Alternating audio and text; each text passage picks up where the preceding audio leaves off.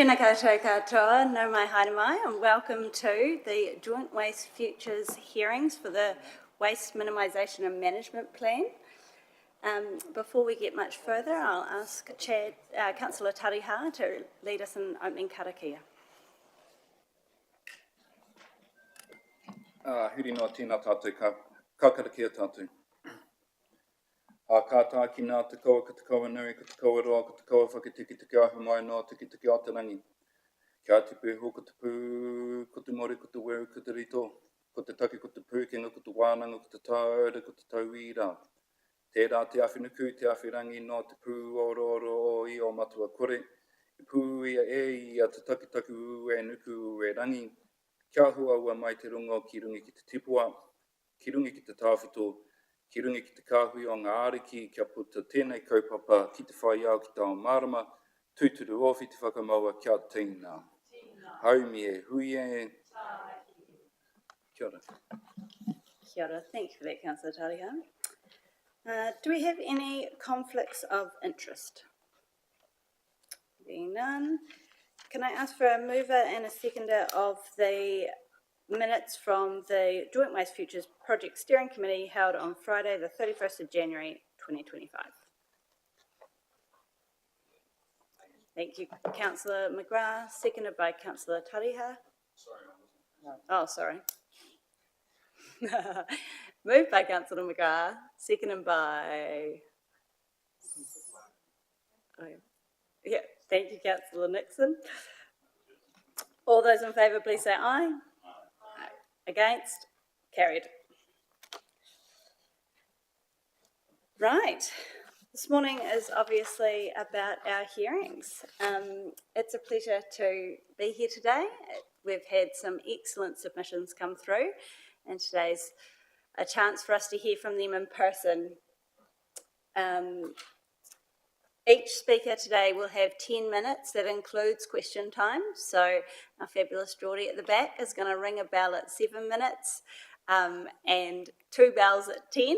So that gives a bit of an idea for our submitters when they need to be wrapping up to allow time for questions. All right, and our first submitter is the wonderful Georgia Miles from our Napier Youth Council. Would you like to come up to the front, Georgia?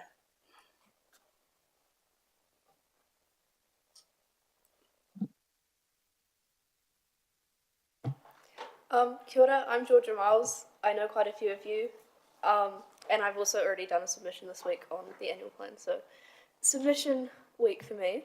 I'm the chairperson of the Napier Youth Council, and I'm also the environmental prefect at my school, so waste management minimisation is definitely a part of my role in that, and so I am quite involved in that space.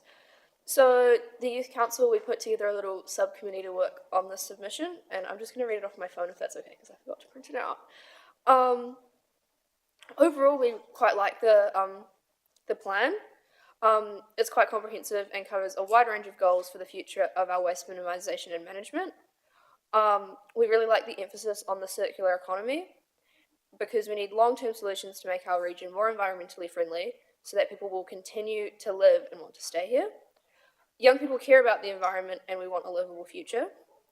It is good to see that there, in the plan, it aims to put research into developing the local circular economy, as seen in Action 7.5. Seeking to educate people and change behaviour is also an aspect of the plan that we like. Financial incentives such as the rates for emission policy can be used to change behaviours. Ultimately, people like convenience, so by improving systems to make waste minimisation the norm, behaviour will be changed. The Action 2.7 to develop a program to celebrate circular economy champions is another aspect that we like, as community-led examples will have better efficacy over straight council instruction.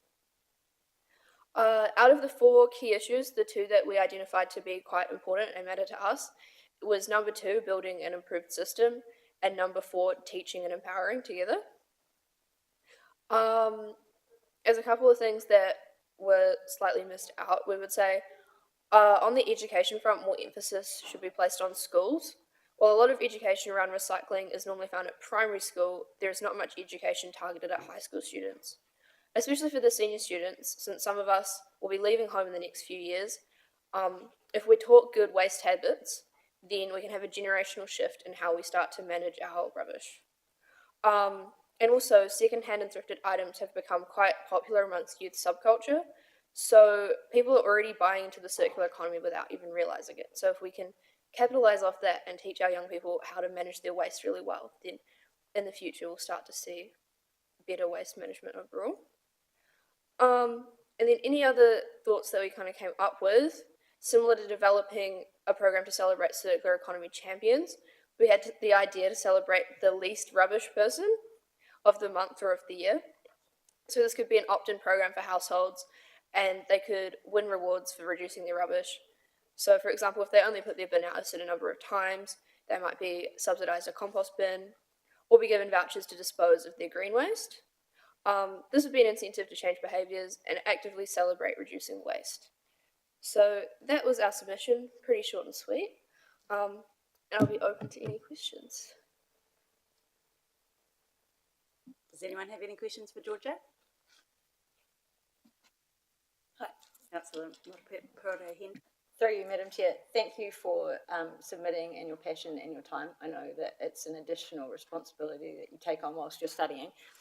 Because we're not in school anymore and we're definitely out of touch, I'm reminded of that all the time. How do we, or how do you think we could grab the attention of all of you and educate in schools at your level? Like primary school we can capture. How do we get your crew? Oh, that's a really good question. Because I run the Enviro Club at my school, and getting people involved in environmental stuff can be quite hard. But pretty much, if anything is trendy, people will do it. Like, for example, secondhand clothing and like going thrifting, going to op shops is so trendy at the moment. And so people aren't really doing it necessarily because it's environmentally friendly. They're doing it because it's trendy, which is terrible to say. Young people, they follow the trends. So if there's a way to do it, it would be probably through social media, but it'd have to not be cringe social media. I'm not on the Youth Environmental Ambassadors, but I can probably speak for them in saying that they're probably the best ones to run a social media campaign because they are young and they do know the kind of trends as such. And then I guess the only other thing, it's hard because engaging young people in anything that's like counselling is quite difficult, as I've discovered over the past 4 years. But yeah, sometimes it's not a matter of just, it can't be like them engaging in it. You just have to engage with them because they don't really actively seek out anything. Thank you. Second, a follow-up, an idea maybe. Do you think that your group would be open to liaising with your school principal and maybe one of the waste officers and looking at a little pop-up op shop, thrift shop that became an organic engagement where you could all make, like, you know, bring in your unused clothes and you've increased that in your own environment? Yeah, absolutely. The Enviro Club, or my Enviro Club at least, we're planning on holding an op shop later in the year. Cool. Yeah, and also probably incorporating like a book swap, stuff like that into it. But if we could have those like kind of Hawke's Bay white, that'd be really cool. Brilliant. Thank you.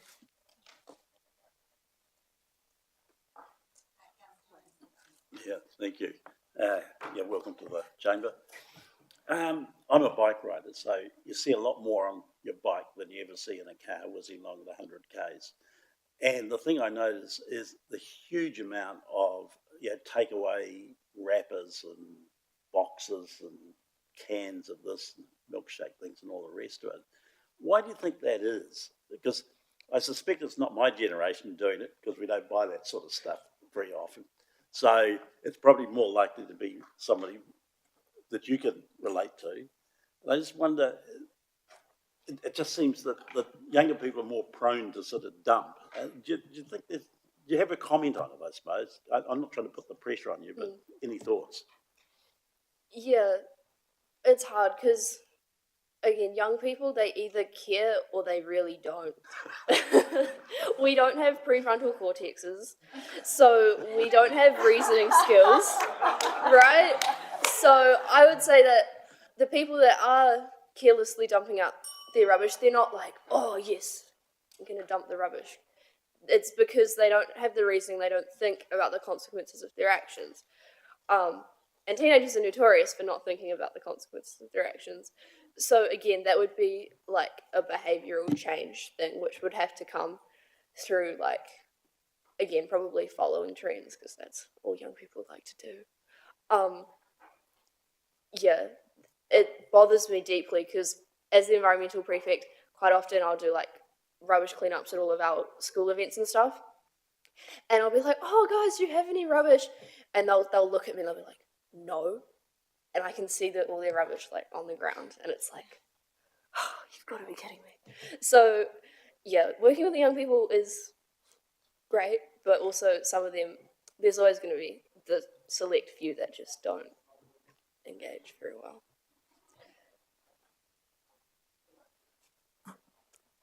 Any further questions for Georgia?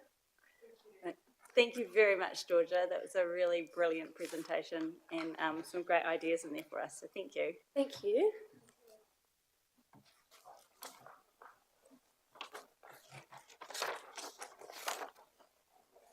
Right, next on my list I have Hadley Fearinger. Is Hadley here? Not here yet. Deborah Burnside. Would you like to come on up, Deborah? Yep. Come on. Yes, come on up. So just to let you know, we've got 10 minutes for submitters. There'll be a small ballot 7 and then a double ballot 10 minutes, and that's just to give you an idea when to wrap up so we can ask you some questions. We're not being live streamed, but we are doing an audio recording. We have read your submissions. Thank you very much. And we are looking forward to seeing what you've got to present to us, Deborah. Thank you. Okay, thank you, Hayley, and good morning to everybody, and thank you for the opportunity to pop in and just talk at this point. Probably not covered in what we put forward, or maybe it is. We did do it in haste. We're in the industry, we're busy. It's really hard for industry practitioners to engage with this because we are busy. What we would like to see, and I know it's definitely come through in there, is about the communication and collaboration. And I noticed that through the draft plan, the word collaboration is used quite frequently, but it isn't happening. And I don't want to be unfair to Angela and her team. Angela's great, Martin and Chris at the landfill are great when we're on a one-on-one thing, but when council's sitting putting these things together, we'd like to see the chitty chat happen before you get to the point of producing the document, because there's a lot of things within the document that if you actually talk to people at the coalface, you wouldn't waste probably your own time, the public's time, our time, on having things there that don't need to be there in our view. So thank you for Angela for popping that through. Our other key thing about what's in the plan is the costs. So we just grabbed a local Hastings business and we had a quick review of them this morning, because I think sometimes council doesn't realise how much is happening outside of your four walls. And we know, we're not here speaking for the other operators today, but we know that Daniel at Blue Bins will be doing similar things. We know that Bay Environmental is totally committed to the green at Curbside. So the businesses out there are doing a huge amount of work that you're unaware of, and I'll get to that about the feedback a bit later about that one. So we grabbed this one customer. So this is one customer in Hastings. And the orange portion is how much they are diverting out of landfill disposal right now. That's 225 tonne of waste. That's one customer that we work for. So the small portion at the top, the green and the blue portion is what goes to landfill. The green is currently going to landfill. It could be recycled or diverted. There's just nowhere for it to go right now. So the thing that concerns us about when you guys put your plan together is there's a lot of talk about potential, identifying waste streams, all those sorts of things. But if there's nowhere for it to go, and arguably you guys, you are not the recipients. Council doesn't provide really anywhere other than the landfill and the transfer station. That's not the business that you're in. So we'd kind of argue quite strongly that instead of council focusing really broadly like this and saying, well, we'll identify X, Y, Z and a million other things to recycle, you probably need to come down right like this, because out there in the commercial sector, we're already identifying problematic waste, and we spend how much of our time just trying, frantically scrabbling at times to get genuine sites, credible sites for problematic waste to go and actually be dealt with correctly, because quite often there's a site but it's not suitable at all. So I think when you do your plan like this, and when the public sees the plans like this, they get all excited about it, and the truth is there's actually nowhere for this stuff to go. And one of those things was your bulky waste. You're talking about charging more. Maybe no, actually, I'll just circle back about this landfill thing. The reason why I put this particular customer is throughout the plan is about putting landfill prices up more. That's throughout your plan. We have to speak on behalf, we service over 300 Hawke's Bay businesses across the whole spectrum, from retail, production, horticulture, everything. We serve everything and everyone. They just cannot possibly pay any more. And if you just take that one customer alone, you can see already how much they are recycling. And you guys don't, you don't pay attention to that. Fairly, you don't know about it, but you just can't charge those businesses anymore. If I did flick another thing through, I don't know if Angela would have had time to do that. The graph one. Oh, great. So if we look at that, oh, thank you so much for doing that. I really appreciate it, because we did do this in haste. So there we've got from 2021 through to 2025, that big tall blue one on the 2025, that's about $1 million of dump fee, disposal fees that we pay the landfill in a year. And you can see how much it's gone up. So our customer numbers didn't change, the output didn't really change, but that's the impact that putting the landfill price up has. Not on us, we're a cost plus business, we pass it on. But in passing it on, back in the 90s, and I've covered that there in that sheet, a lift was around 25% of the lift charge for customers, commercial customers, was about 25%. Now we're getting up to 70 odd, 80 odd % of the lift rate.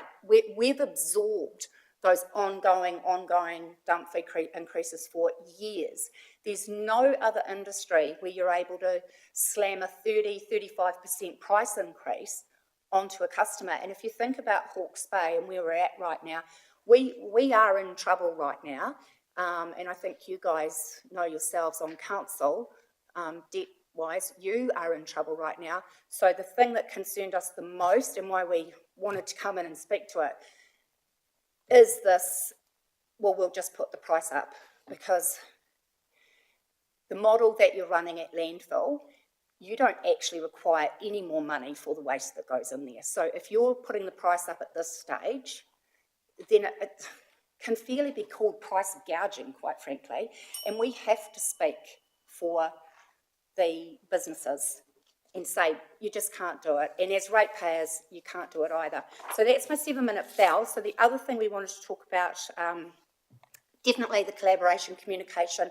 We'd like to see that improved. We'd like to see it improved before we get to this stage. The other thing, just quickly on events, you guys need to know that when it comes to events, it would be really great if you actually just respectfully stayed out of it. We serve one of the biggest events in Napier and have for a long time. We also just recently did a little event in Hastings. You guys are putting too much pressure on event organisers about wanting to get involved in the nitty-gritty of running an event and the waste disposal. Your only concern should be that the waste is taken care of. If an organiser says, we're using Clean Earth, we're using JJ's, we're using Blue Bins. That should be enough for you. This is what I'm talking about. You're going right out here. Can you just come back down to here? Because we will lose events over silly stuff like this, where council is back and forward with events like the small one that we did, the rodeo. We did so much work back and forth over that tiny little event with one skip bin and half a dozen wheelie bins compared to doing the Mission concert. Like, we just ask where you're not needed to be involved, step away, because you're actually a barrier probably to things moving quite smoothly, I would say, when it comes to events. Was there anything else we really wanted to? 10 minutes isn't very long, but... Yeah, well, the rodeo is leaving. They're not going back to the showgrounds because they were put through so much grief. Yeah. Yeah, you run the risk of not getting events in your facilities because you're not smooth. An event organiser, they're organising so much, they just want to hear when it comes to that, yep, cool, tick the box, got a credible contractor to do the work, we're going to recycle what we can, because quite often with events, that's not where you want to be focusing your attention. There's bigger fish to fry on recycling product out there. And like having that first slide up, 225 tonne from one customer that we divert out of landfill regularly every year, and you guys are trying to focus on a toothpick and a straw. Like, it would be great if we could just have a little bit more chitty chat before we get to this point. Yeah. And the bottom line is that you can put their dump fees up. They still can't recycle anymore. They're Yeah. already doing the most they can. Yeah. All you're doing is making that business less competitive and costing them money. You know, like you're putting the rates through the roof, you know. Go easy on the dump fees, eh? Kia ora. Thank you for Questions that. or no? Well, I think we are running a little bit ahead of schedule, and one of the things that I constantly told by staff is it's really hard to get good data from waste operators, so it's brilliant that we have you here, and we really value your time, and thank you for bringing us some data, and we want to foster and collaborate, as we say in the plan. So really happy to have you here. Have we got any questions from the floor? Councillor Nixon? Just one. Yeah, thanks, Deborah. Great presentation as always. It's a question for officers. What percentage of the increases in recent years, if you know, are due to the waste levy and emissions charges? Because I know it's significant, but I didn't have that figure in my brain. It depends how far you want to go back, but the levy will be $65 on 1st of July, and we've paid up to $77 a tonne on the ETS, but that can fluctuate depending on a number of factors, the price of However, the price increase for 1st of July this year is 0%. It's not going up. For the user, it's not going up. And previously, because we run a full cost accounting model, so all we do is recover our costs. And I remember one year it actually gave us a result that the price actually went backwards $1. So if you want to look at it, there have been some bigger jumps and historically, and we've always tried to avoid those from feedback from the users. They said, hey, like the year it went back $1, no, we would rather it stayed the same or soften the next increase, sort of even things out. But we do just run that model every year, and we just recover our costs.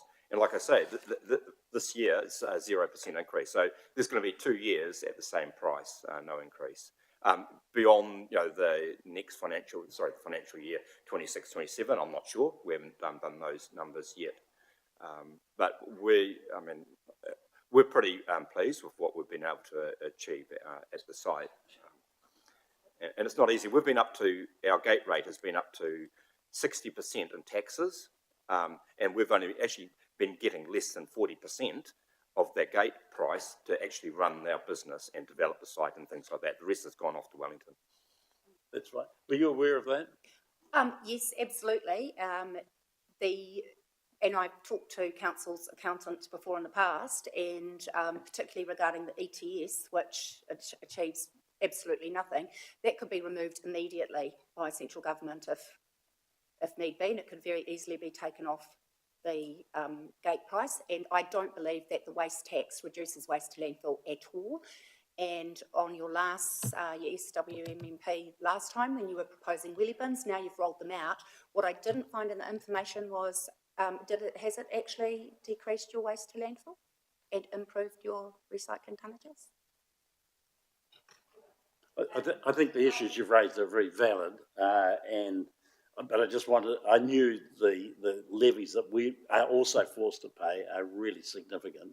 They are, and that's why that change in the price increase for us is the same. Just like you guys are absorbing and trying to balance it, we are as well. The price is kind of going up, Martin, though. You've done a bit of creative slide at your end, so we know that potentially next year, depending on what the levy is and how you do things, that we cannot say to our customers there's been no increase, because actually there has been, and it will impact potentially next year. I mean, if the user was interested in what portion of the bill was taxed, yes, that would be the case. Yeah. But I'm picking most of them to see what the bill is, what the cost is, and it isn't going up. I do appreciate our actual operating costs have gone up, and the ETS has come down for us, and the levy's gone up. So it's a balancing act, and some of those things we don't have control on. But I'd also like to say, it's very, you say that in the future something could change, and even you've been up there, Robert, and seen Area B. Now, when we go into Area B, initially there's no gas extraction in there, because you've got to have waste before you put the gas extraction into something, which is the waste. So for a while, our performance under the ETS will actually deteriorate, and the price, so we could actually, we're going to try and manage that as best we can, but the price of the NZU has been fluctuating as well, up and down. So we've got to, and also it comes back to the volume of waste going into the site. So there's a whole lot of factors that we have to manage. But I think the users should just see, I think most of them will just see the final bill. To be fair, if they're interested in the way it's broken down, that's another story. I might just bring us back to the scope upper, because waste landfill pricing is, you know what it's like. It's dealt with by a different committee, but it is part It's still of the... integral to this, so it is really important that when you're considering what you're going to do, that is a huge consideration. It is. And I think we've probably made that point. So is that us for our time? Yeah, well, I was just going to ask you a quick question. Yes. So you said about us pulling out of events, and I suppose the kaupapa of this committee is about us making sure that what is diverted can be, and you said sort of like just have a tick box and leave us alone. Would you be able to describe like what you think a good tick box could look like from our perspective, that we get certainty that the recycling and everything's going to take place, and you can just go ahead and deliver? Well, to be fair, there's no certainty that any recycling takes place of any product that's ever picked up ever. So I think that's problematic in the first place. Mm-hmm. What I would say is if you're asking someone for a waste plan, we have had situations where they literally needed 4 wheelie bins. That's it. Mm-hmm. They've had 24 to 32 wheelie bins. They've had people policing things. They've had bags in some, things in, not in others. And then when we go and collect it all up again, there is 4 wheelie bins full of rubbish. Okay. And no recycling will take place. And you've just added massive cost to them. Just talking about that one event, there was no less than 20 or 30 emails. There was 4, I think, different plans put forward. This was a very small event, and this was all on the back of council's engagement with the event organiser. I just think it would be very easy that you accept that the contractor and the event manager are going to do what economically they can do. what environmentally is actually available. And if you've got a confirmation letter from a contractor out there that says, yes, we've been engaged to do the waste and recycling for the site, and we will endeavour to X, Y, Z. Give us the X, Y, Z that you want to see achieved, and then there's no more to do. It caused huge distress for, you've got to remember, event organisers for this too are quite often volunteers. So they're not being paid for what they're doing. They're doing it out of the goodness of their heart for their hobby or whatever it might be. The wider community gets a huge benefit from events being here, and then they're put to really trauma, it feels like. Especially when it comes from council. It's like council's seen as quite serious, and it is serious. Yeah. It's a serious business. You run the city. But it would be better for events like that it's simplified, and you actually just have a little bit of trust in us, because I've shown you what we do with one customer alone. We've got multiple customers, more than half of them, who recycle or divert more than half of their waste output. And so it feels like when it's coming from you guys, oh, you've got to do more. It's like there's literally no more they can do. They can't do any more. They're doing it. Yeah. Thank you very much, Deborah. That was excellent, and really hope to continue collaborating and communicating with you. And We'd love it. We'd love it, and we'd love to get more of that data too, so that we have a better picture. Sorry. Is it really? Okay, one last one. Thank you. Sorry, Deborah. I think it's beneficial for everyone, taking away any BCPs or emotional anything. Point blank, how competitive is landfill to diversion? So when these customers, not at all. So it's cheaper to divert than what it is to go to landfill. No, or it's the same price. No, it's cheaper to go to landfill. Okay, perfect. Thank you. And my second one. Well, actually, I need to qualify that. It depends what the product is. There are people out there who are paying up to 7 times what landfilling is right now for a very small amount of product to possibly be recycled. And I did send Angela that news article about what's happened up in, it's Northland, isn't it, where all this energy and effort was put into the coloured plastics, and now it's cost council $45,000. It's got to be balanced. Okay. Putting the landfill price up doesn't mean there's suddenly somewhere for these products to go, or that all that energy, effort, time and money put into pulling it out was worthwhile. It's ridiculous. I mean, for your own, even for yourselves over at the Blackridge, there's a mountain of wood chip there that's hugely problematic. As I understand it, there is nowhere for that product to go right now. This is a problem. So storage of waste, pulling waste out just for the sake of it is a really bad decision for council to make, and it's an incredibly bad decision for us to make as well. So yeah, that's something to be mindful of. Thank you very, very much, Deborah. Cool. Thank you. Thank you. Thank you. I understand Gavin Bush is available. Oh, leave it on.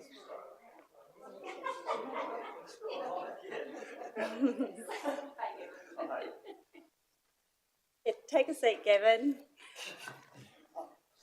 Oh. Thanks, Geordie. Hello. Hello. Right. Thanks. Thank you for coming to speak to us, Gavin. We're very excited to see what you're here to say. We have read your submission. So you have 10 minutes. There'll be a single bell at 7 minutes to let you know to wrap up the questions, and then a double bell at 10 minutes. Thank you very much. Great. I better start talking then. Thanks for having me for a start. My name is Gavin Bush, so I'll just explain briefly who I am. A couple of people in this room know me, but I previously worked for a company named Waste Management for 22 years, and started up their Wellington branch, moved to Auckland, and performed a job named the Redvale Project Manager, where we bought a lime quarry and started a landfill, and that took all of Auckland's waste. So that took 4 years of my life, and then moved down here and became the collections manager, and by the time I'd finished doing that, before we sold the company in 2010, I think we had 14 branches between Auckland and Wellington. So I have spent a bit of time dealing with, waste and recycling business. And so I guess I haven't actually talked to you guys before or come and talked about your plans or what you're doing. But this document here I got in the mail. Quite often you don't read council documents, but I saw this and I thought, wow, there's been some effort put into this. This is quite a good document. A couple of things, or a number of things, struck me about this. One is the amount of work the council has to do after Gabrielle and the damage, and actually quite impressed with what has been going on and the progress there. And I think we can say that Gabrielle is a once-in-generation type event, and so extraordinary events like that need extraordinary solutions and extraordinary responses. So the next thing that struck me out of this was the cost and the fact that the rates are going up. I think I read somewhere 50% over 3 years. That really bites. I'm not sure. I've just been reading Water Done Well. I think there's another 560 million or something that has to be borrowed to get that done, depending. I don't know whether that's on top of has to go back on top of the rates that have already been done, but, that is biting. And I don't think anybody should underestimate that, especially in an election year. That is biting. People know about that, and they're hurting, I think, on that. The other thing that I did notice when I went through here is Omarunui landfill, which is dear to my heart, landfilling, etc. And I'm just sitting here thinking, wow, are we doing the best we can with that landfill? Now, nothing I'm going to say is anti-recycling, anti-reuse, anti-repurposing. We should be making every effort that we can to do that from now on, and the landfill is only there for the stuff that you can't do anything else with. So no change in that at all. But it just seems to me that landfill, we should change the way we think about it. And I see that we're going to get extra consents and lengthen or get consents for the landfill life now. I think the way we might have to change our thinking about that is maybe we put more waste in there that is available to go in there, which might shorten the life. But if we put more waste in there, then we're getting more money, so then we can get more consents and get another landfill cell, right? Which is basically what I spent quite a bit of my life doing. So regional landfills, we got all the waste for Turahia landfill out of Te Aroha. I was a director for Bonnie Glen landfill, which is in the Rangitikei. And now there's Hampton Downs landfill in the Waikato. They're all regional landfills. Regional landfills make sense from the point of view that you have more waste going in them, so you get more money, so you can actually build a better landfill. It goes deeper. You can actually generate electricity out of it. The more waste you go, the more deeper you go, the more electricity you can generate out of them. In fact, councils are sitting on a wind farm out there, and it should be actually turned into a wind farm. So if you're changing the way you look at landfills, then what you've got is an engine for generating electricity at Omarunui. And Omarunui has always been seen as a good landfill. And so my idea, and I didn't really explain it enough in my submission, sorry, because I wanted to keep some of my powder dry, is why don't we make or consider Omarunui landfill the landfill for the east coast of the North Island? And we're getting 100,000 tonnes in there now or something like that. So what's the prize if we were to do that? Because it won't be easy to do that, I can tell you, but from experience. But what is the prize if what I did then is I went to council's website and got out what you charge. And I see that the figure per tonne for out of Hastings district or at Napier City waste is 425. So why don't we offer people a 53% discount and charge them $200 a tonne and get an extra 100,000 tonne in there a year? Ladies and gentlemen, that is $20 million a year. Can we use that? You bet. we can, especially with all the costs and borrowing that we've got facing us. That won't happen in the first year. It might be very difficult to make it happen at all, but my recommendation is that we do a feasibility study into whether that can happen. There will be every hurdle and objection that you can think of coming up for that, and you just have to have an attitude that it's going to happen, and so we will solve all of those to make it happen, which is exactly what I went through for a number of years, because it can happen. And there will be councils and commercial operators around the place who are not putting their waste into Oranui landfill and should be. And why aren't they? And there will be councils whose landfills are about to expire on the east coast of the North Island, and that we should be approaching them to say, listen, we've got a solution for you. What could we do with a whole lot of electricity? You know, when I sit back and think of it, first of all, electricity prices are going through the roof. We run the landfill, we run the transfer stations, we provide power for council facilities, buildings, maintenance depots. Maybe the council is going to convert to EV cars or whatever. We provide electricity to run those. Maybe we ask our contractors to run electric trucks on the road and we supply electricity to that. And what about all the council houses from both cities? Public, social, transitional, emergency houses, could they help out with some electricity? Yes, they could. So there are other benefits, and anything left over we sell back into the grid.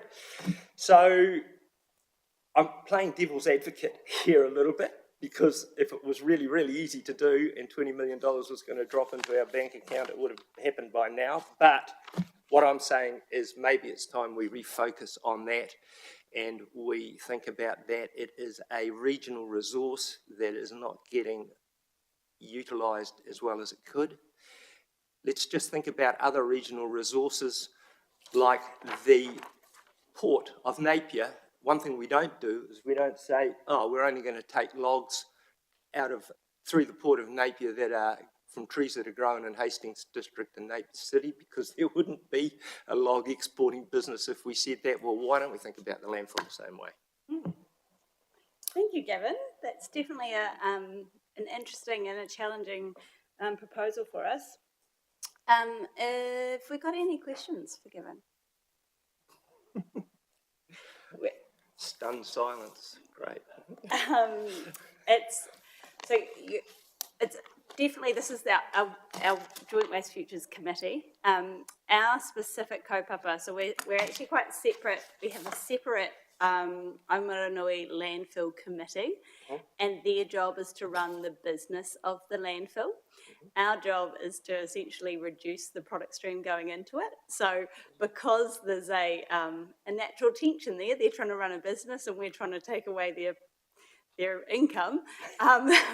We have separate committees, but some of our members here are on both committees. So your words haven't been wasted, and it doesn't quite fit within this niche of work, but it fits within the Oamaranui Landfill Committee. I'm quite happy to go talk to them as well if they would like me to.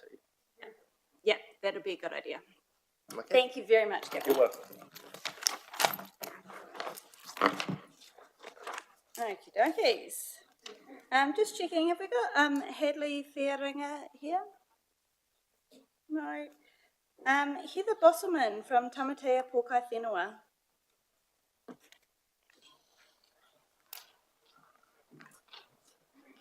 Thank you, Heather. And you heard the speech, 7 minutes for the first bell and 10 for the second.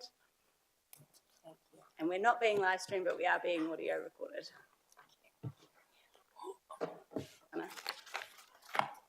All right, Kia kia ora koutou. So I've had an introduction already, so I won't bother with that. But just for those of you who maybe aren't 100% clear who Tamatea Pōkai Whenua are, we are the post-settlement governance entity for basically the whole area between the Tutaikuri River and our southern boundary is kind of Parongaho across to Takapo, so like massive area. We were established, I think we've been in place since 2019, so not a very long time. I work in our Tamatai Ao unit, which is a year old, and it is a specific environmental entity within our organisation. And our job is to work with councils and central government on environmental issues. I am the policy planner, so I primarily do all of the RMA stuff, basically, which is obviously quite a big job, but also projects. So this would fall within the more our project sort of area. So I'm going to take my submission as read. I'm just going to address a few points around data engagement and then working directly with Marae. And I first of all just want to say you're really lucky to have such an awesome waste team. They're really great. They're really onto it. They're really great to work with. So I just want to shout out to them to start with. So for us as Mana Whenua representatives, so I represent, when I'm in this space, I'm representing 23 marae and 43 hapu. So a massive group of people. And what we struggle with when we're coming into these spaces with councils is a lack of data specific to Mana Whenua. So I have read through your waste survey. It's really useful information. What we would love to see going forward is some data focused around marae, papakainga, how Mana Whenua are dealing with waste. That without that, it makes it really difficult for us as technicians, as your partners, to come in and give you advice about what would work for the communities that we represent. So that would be really valuable. Marae in particular deal with last minute events all of the time, right? Like tangi come out of the blue and you are dealing with a real massive influx of people and you are catering and people are staying at the marae. And so you're dealing with waste issues on quite a significant scale, and often marae have really innovative solutions already to those issues. And so that sort of data as well, and providing that data back to marae so that they're able to utilise that to be more innovative themselves, I think that would be really valuable. So I just wanted to highlight that. And then engagement. Look, we're a really new PSG, and our technical team is a year old. So there really hasn't been the capacity for your technicians to engage with that. So I just want to acknowledge that first. And I think with the access that they have had, they've done a great job going through HDC's Māori committee, going directly to Mana Ahuriri for Napier. So really not coming down on them at all. I think they've done great with what they had. But now that we are fully functioning and we have technicians available like me who are able to work with them directly, with your staff directly, that we would really like to see that happening. And to be fair, your staff have absolutely been like, yes, we'd love to have that. So there's been no resistance, but I think it's really important to highlight that. Also, from a governance perspective, we are your partners. The waste kaupapa is, we had an engagement with that your staff came to, and they were so keen to be involved in waste. It's an important kaupapa for the people we're representing. And so we would like to be involved both at a governance and technical level, which we have the capacity to do. I can't speak for the other PSGs, but I would like to highlight that for HDC, it's not just me. There's I believe Manga Hararu Tangitu Trust would fall within your area, as well as within Napier City Council's area. You've got Mana Ahuriri as well, and then Hiniuru as well. So a number of PSGs. Now, all of those PSGs have technicians, and we currently have a collaboration group, and we work directly with HBRC's policy planning team in a group called JTOG, which is just another fun acronym. But basically, that is us collaborating directly on policy work. And so there is that capacity, not just at TPW, but at all the PSGs. And I don't know if they want to be involved in this kaupapa, and I certainly can't speak for them, but I just want to make that really clear that we do have the technicians available for you to come and speak with. And then finally, just speaking to working directly with marae. There is a real enthusiasm amongst the marae we represent to be involved in this waste space, and I don't think that necessarily needs to be coming through us, TPW, as an organisation. I think that Marae are so well placed to be working directly with staff around waste issues. I think there's potential to set up a working group with Marae. I think that they're great hubs for community recycling, for waste collection, for education and for innovation. And I know that there is funding available through the levy, and I think potentially accessing some of that funding to put towards Mātauranga-based solutions. Mātauranga in particular is very well aligned with your circular economy ideas. And so I think there's really good alignment there and real opportunity to be supporting Marae, but also getting ideas from them for how to do better, because they really are already working well in this space. So I guess overall, we're here, we're available, we want to be involved early and thoroughly, and we're really looking forward to working with you further. Kia ora. Kia ora. Thank you, Heather. Great to have your energy and enthusiasm in this space. Have we got any questions for Heather? Comments? Yeah, just a quick comment, but firstly, thank you for your submission. I think the council,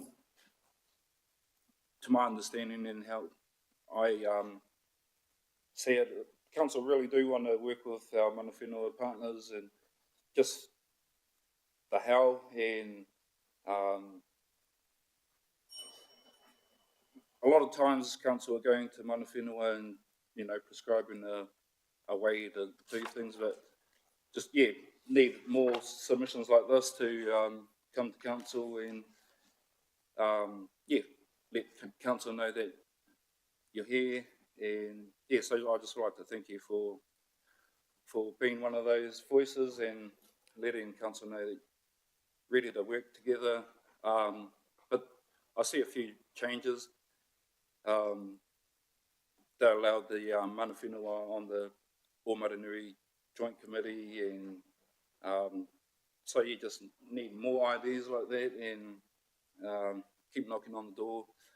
Didn't really have a question, but thank you for that, and yeah, just need more voices to come to council. Kia ora. Kia ora. Anna. Oh, thank you, Heather. Kia ora. Loved your submission, and I think just building on what Councillor Tariha has commented on is that you've come with some real solutions or recommendations about how we can work in partnership with you, so that's really enlightening and positive. Data has come up as a key theme right throughout our consultation process and how we can improve on that. You know, previous submitters don't meddle in what we don't need to, but I think what I've loved is that you're coming with your ideas about how we can truly engage and make some progress. So I'm very grateful, or we are grateful. Kia ora. Kia ora. Councillor Nixon? This is really for officers more than you, I think, at this stage, is what communication do we have with various Maori organisations,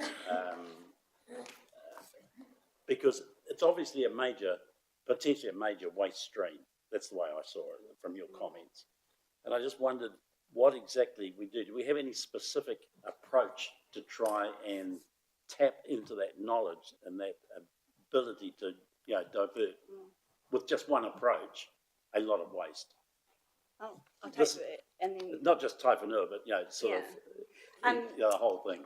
Yeah, you've realised, you've made me realise we possibly haven't been sharing as much as we could have in this space. So Anna and I have been meeting fortnightly with the waste team to get updates on how engagement with mana whenua is going. So we've been keeping a real keen eye on how this area is progressing, and I've been incredibly impressed with how dedicated the staff have been to get out there and engage with them, and we're getting great feedback like what we've just had from Heather. And Heather's just provided some really brilliant ways that we can engage even more directly. It's a process. Basically at the start of this, we have very, very little communication with mana whenua. Nevertheless, you've answered the question, and that was exactly what I was trying to find out. I didn't realise you were meeting Yeah, that often. I mean, Yeah. that is what I was looking for. There you go. Awesome. Right, Heather. Thank you very much, Heather. Just to add to that, and because mana whenua, they've been engaged on all angles, on every kaupapa, there's an issue with capabilities and capacities, so funding opportunities as well to help build those capacities and capabilities, and it's just not enough people, not enough kōrero.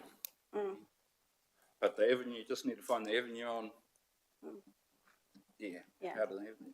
And thank you, and just for your information, Heather, pretty much everything that you've covered off in here is able to be done within our wording, and I think one of our things that's going to come out of this is tightening up the wording so that it can be a bit more measurable and clear. And I just acknowledge that, having reviewed the plan, I could really see how staff had worked really hard to provide space for mana whenua to be involved. So I'll just acknowledge that as well. Kia ora. Oh, thank you. Right, Sam Patterson from Sustainable Hawke's Bay.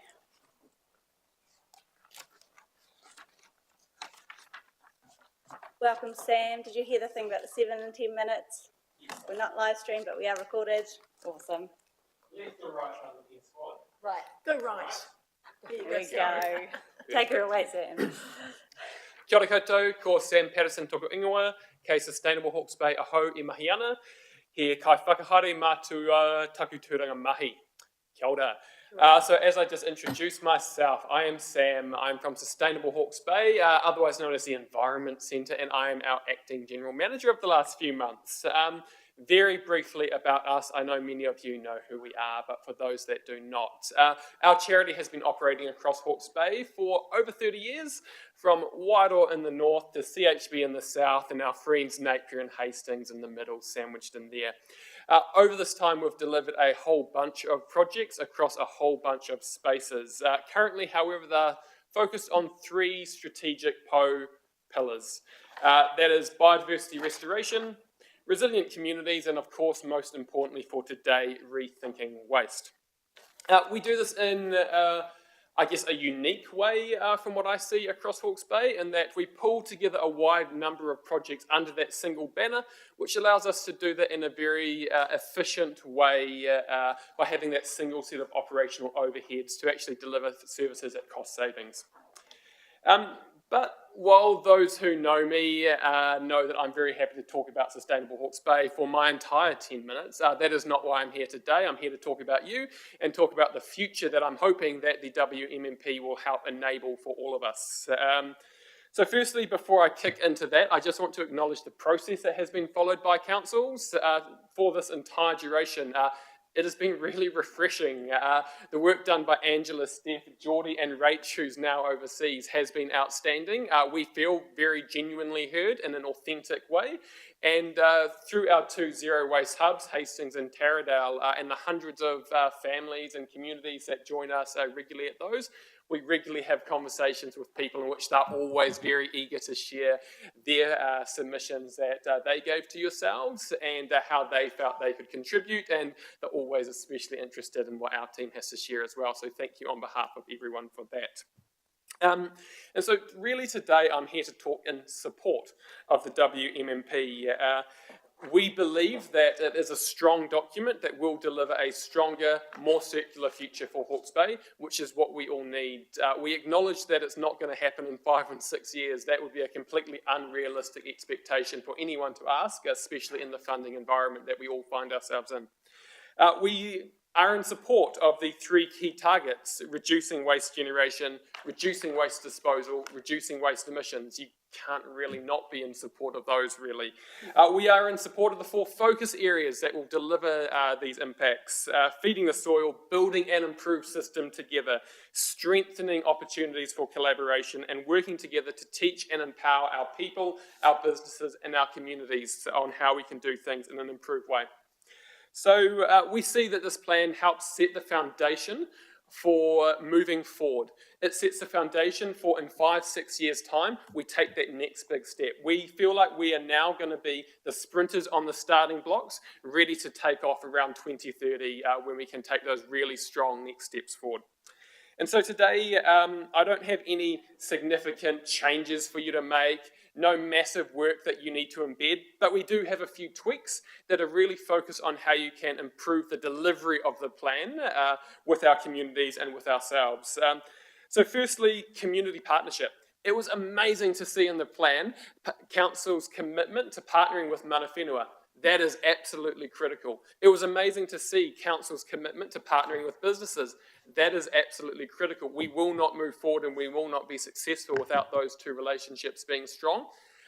But really, to be honest, from us, it felt a little weak in the community partnership space.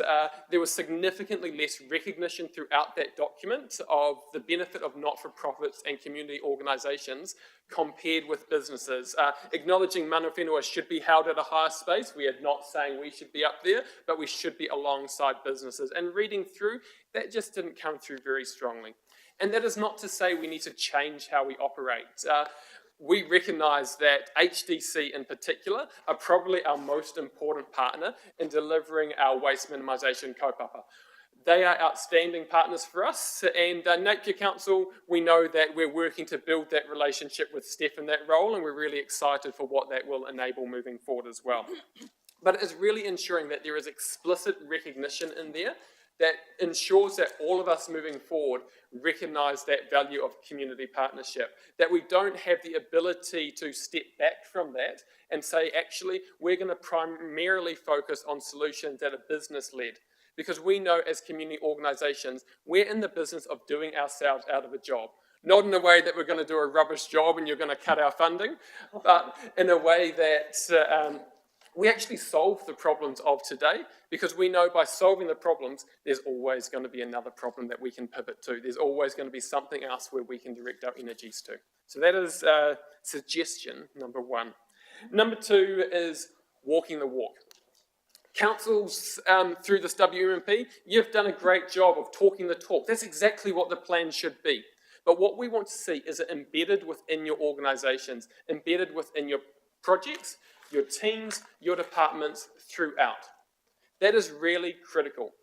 You've already been doing this through your C&D work and the time and energy you're putting in to reduce the waste going to landfill as you demolish and replace your buildings. What we're saying is take that step further. When you deliver events, for example, have the conversation with your event teams, make sure they know that they should be embedding waste minimisation plans into what they do. Make sure they're actually genuinely attempting to reduce waste. Make sure that every team, every department know the foundation of this plan and they can implement it with themselves. Because without that, all it is a document that a few people read and even fewer actually pay attention to.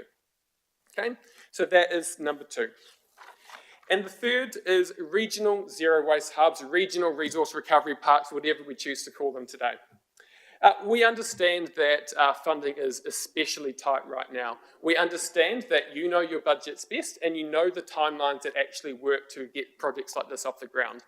And so we're not saying that, look, the 4 to 6 years you've indicated in the plan to deliver on that is unreasonable. Okay, this is going to be a time-consuming endeavour to get them off the ground or get it off the ground if it is a single regional recovery park. What we're saying, based on what we saw in that plan, it looked to us like the feasibility component of that was going to also begin in that 4 to 6 year period. Pull that forward to that first few years. Let's start that discussion early, start working with communities so that we can be in a strong position in that latter half of the WMP to take that action and take the step forward. Because we know there will be a number of organisations like ourselves, I'm putting my hand up today, to say that we will be interested in partnering with councils on that. And so let's start that journey earlier, because that is really the big key opportunity that I see in here for our region. If we get that right and we establish a strong regional recovery park, zero waste hubs for Hawke's Bay, the impact that that can achieve would just be outstanding. We see that in Auckland already, and we want to bring that to Hawke's Bay. So really, that's me. I don't have a whole lot to share today beyond that, but again, just want to highlight thank you to the team. It is a great plan. We appreciate that, and really see if you can take on board our suggestions of community partnership, walking the walk, and bring that regional recovery centre a little forward from now. If anyone would like to connect with me or our organisation at any point, please do reach out. I know I owe someone an email back, so thank you, Hannah. I'll do that this afternoon, but that is me. Thank you. Elder, thank you, Sam. And just to say thank you, you've brought up some really neat points, and I particularly like the one around going through council operations and just doing a bit of an internal waste audit. And your one around the not-for-profit sector being more visible in the document, that was really enlightening, because for me, when I was reading communities, in my head, that was where you were sitting. But I think you're right to bring it more clear and to the front. We have a question from... Thank you, Madam Chair. Just wondering, the events one keeps popping up. Community always, front of mind, mana whenua front of mind. I think our missing key here is commercial partners and how much we rely on them, because Sustainable Hawke's Bay rely on our commercial entities to help them get off the ground what they're doing, so do council. Events, would it be advantageous to have a methodology? So the event manager comes through, you would apply for funding, then you'd be going to a commercial partner, although that is a loop and another barrier that we'd have to get through. But if there was something easy, a basic foundation methodology, you need a glass, a plastic, a can, a cardboard, a food, and a GW. Is that something that could be looked at by somebody? Because Yes. it seems to be coming up, and I think it's a partnership and a collaboration of everyone, because we can't do it without commercial, we can't do it without sustainable, we can't do it without council. Yes, absolutely, that would. And I think having the baseline expectations of what will be achieved and what is expected of everyone is absolutely critical. And I know there was a discussion a number of years back that councils were looking and actually establishing the minimum standard of what events should be delivering in the waste minimisation space. And the key for me is ensuring that we do that in a really effective way. My background is event management, and so we need to ensure that we're supporting event organisers through that journey, making it as easy as possible. We now have solutions where we can divert 99% of waste from events done the right way, in a way that's not a cost burden to event organisers. It does have some cost to the event attendees, of course. The cost has to be burdened by someone. And so we need to start working through that collectively. Thank you, and with the experts that are getting rid of that at the end. Yes, absolutely. Cool. Thank you. Kia ora. Thank you very much, Sam. Interesting. Right. So we have our final submitter. I see Albie's just walked in. Come and take a seat, Albie. And just to let the other submitters know, we do have morning tea coming after this one. So if you'd like to hang around and chat to us a little bit more afterwards, you're more than welcome. Kia ora, Albie.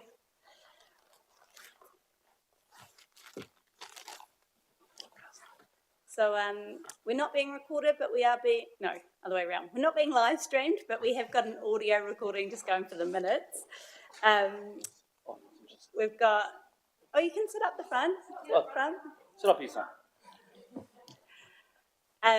So we got 10 minutes. Geordie will ring a bell at 7, just so that you know to wrap up for a round of questions, and we'll break. And thank you very much for your submission. We have read it all, so keen to hear your thoughts on what you want to bring up for us. Yeah, okay.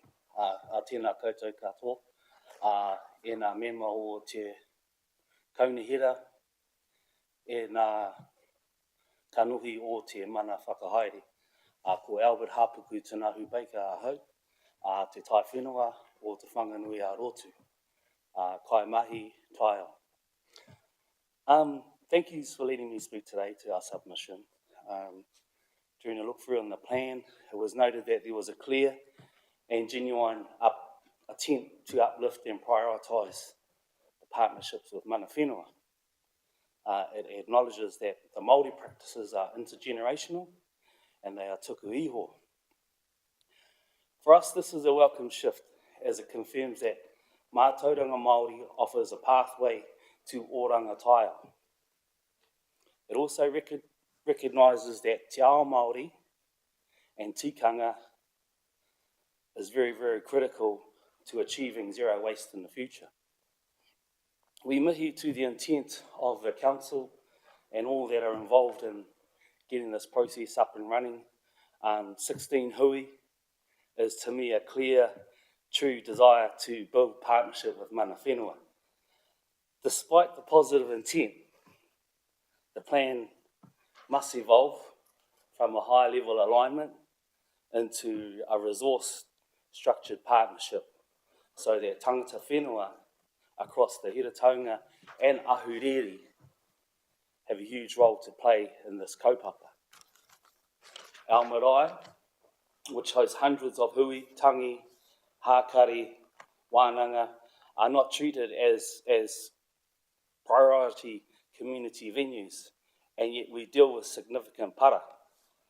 But without the resources or the support offered that other public services have. The marae is a unique cultural venue where tikanga sets the tone. Kaitiakitanga is not a role we choose, it's a responsibility that we inherit. Our uri o Papa Tuanuku, our duty is to uphold her mauri. Through this kaupapa, we see a return to the rhythms of our tipuna to ensure that our mokopuna inherit land that is alive and not exhausted. Rangatiratanga. It is the right to make decisions for our people on our land with our values. Waste minimisation is not a new idea for us. It's a return to a way of living where nothing is wasted and everything has a purpose. Anakitanga is the heartbeat of our marae. By managing waste wisely, we honour our manuhiri and our whenua. This kaupapa represents not only the voice of our tai whenua, but our deep cultural obligation to care for the land that will enable our marae and mana whenua to lead in ways that uphold the mana of our environment and our communities. Our submission reaffirms the mana to lead this kaupapa that centres oranga taiao, not the compliance. Our submission aspires to mana motahaki o ngā marae, support the marae as hubs for community education, soil regeneration, parakore, marakai, mātauranga, Māori-led waste training. Through local iwi, hapu, knowledge, we are interwoven into a wonderful education initiative. With that, we train and empower our kaitiaki parakore so that they can work in whānau spaces and hapauri Māori spaces. That soil sovereignty and parakore are recognised as a sacred return to Papa Tuanuku, not as a waste service. Honour maramataka-based plantings and harvesting systems and organic waste cycles. Composting is not a task no more, it's a return to whakapapa. We do see challenges in that the WMMP affirms partnership, but there is limited detail about how tangata whenua will lead or be resourced to lead. Tangata whenua are the voices of the winds and the future. Let us lead, because for us, para is not just rubbish, it's a tohu, a sign that we are either honouring our connection to Papa Tuanuku or we're not. Waste is not the problem, disconnection is. We live in a time of deep imbalance. This kaupapa, grounded in the waste minimisation, gives us a pathway back to balance. Marae are the po that can lead this transformation. We can enable marae to become beacons of circular practices where nothing wasted and everything returns to its rightful place. In Te Ao Māori, this is not new. This is a cycle we are born into. Kaya is grown, harvested with karakia and shared with manakitanga. The scraps are composted and returned to Papa Tuanuku. The soil is nourished and the next season is planted. The cycle continues not in waste but in whakapapa. This is a circular economy through a Māori lens. It is guided by tuku iho, what we inherit and what we must pass on. It is governed by kaitiakitanga, our sacred obligation to protect the mauri of all living systems. It is about re-empowering marae to be the decision makers, the educators, and the innovators. And when marae lead, the communities follow. When tikanga leads, balance is restored. We must be next. Our kaupapa must be next. We must move from engagement to co-governance, from consultation to co-design, from inclusion to leadership. The plan leaves a promising framework, but the next steps must be resourced, mana enhancing, and tied to those tangible outcomes for our people, our whenua, and the tai ao marae. Whanga kaupapa, not the compliance. Resource the people, not the reports. Trust our tikanga, not just the technology. Let our submission form a living document, one that holds the mauri of our moemoeā.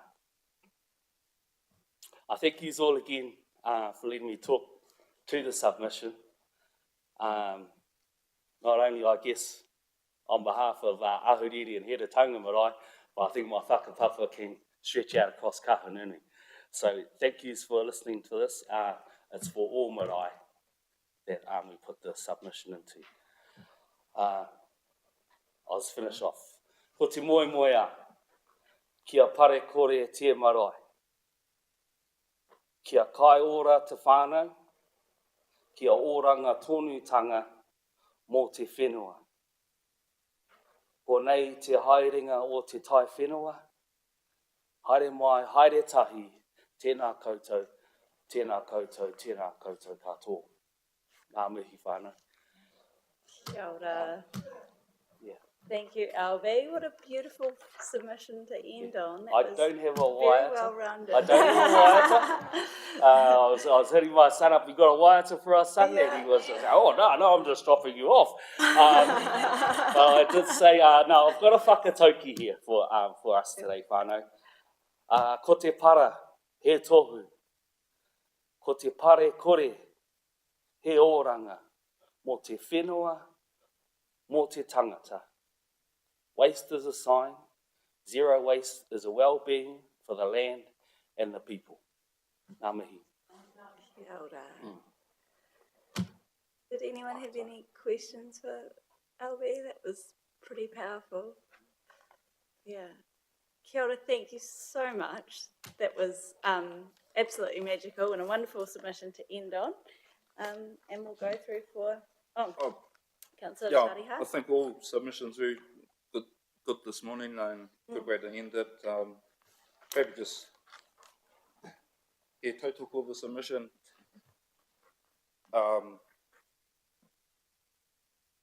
Just a couple of kupu in there,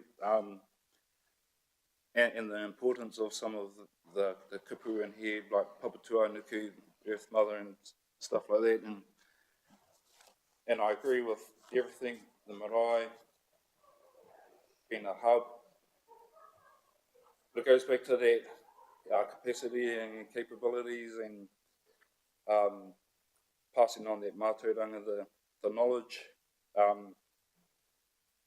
But yeah, looking after Papatūānuku, Earth Mother, you know, because we know if our maunga, our mountains our mauiwi or circle not well, and you know, paru, that has a runoff into our awa, our rivers, and if that's not clean, that has a runoff into our oceans.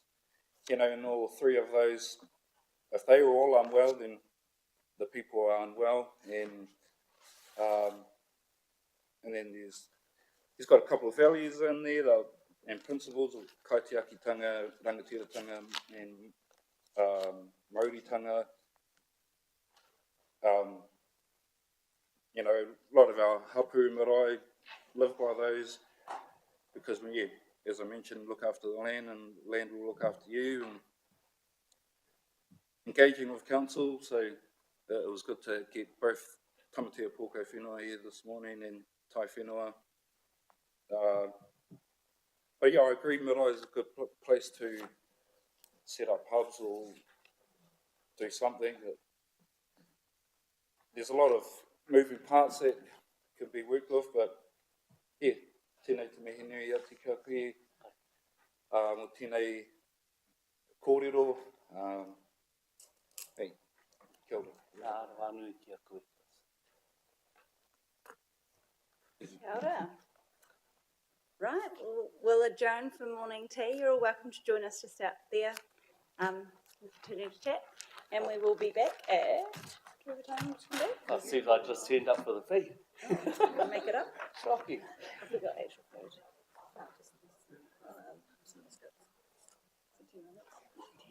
What's it? We'll be back at 11:40. Yeah, we'll re-adjourn at 11:40. Kia ora, thank you. Actually, this created. It's fine. The other problem is I could have said is that we could take these 6 months no other, no, we are a council, no other.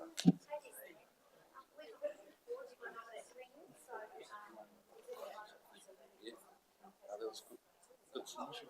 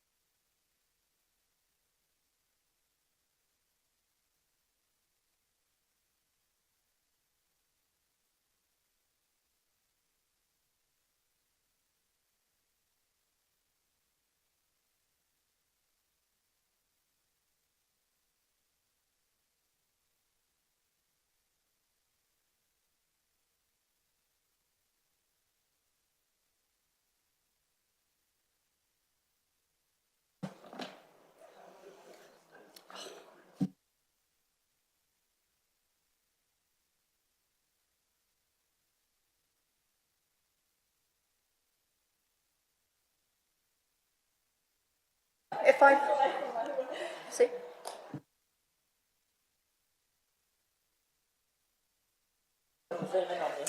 Oh, kia ora koutou, welcome back. I've just worked out how to make the camera not be on my face so I can achieve that for the next one. Yeah, I didn't realise if I just took this off.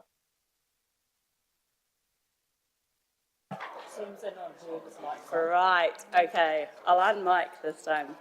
Okay, thank you very much for this morning, and thanks for giving everyone a really welcoming hearing. I think we did well there. So the staff have, in attachment 1, they've gone through all of the submissions and done that table there.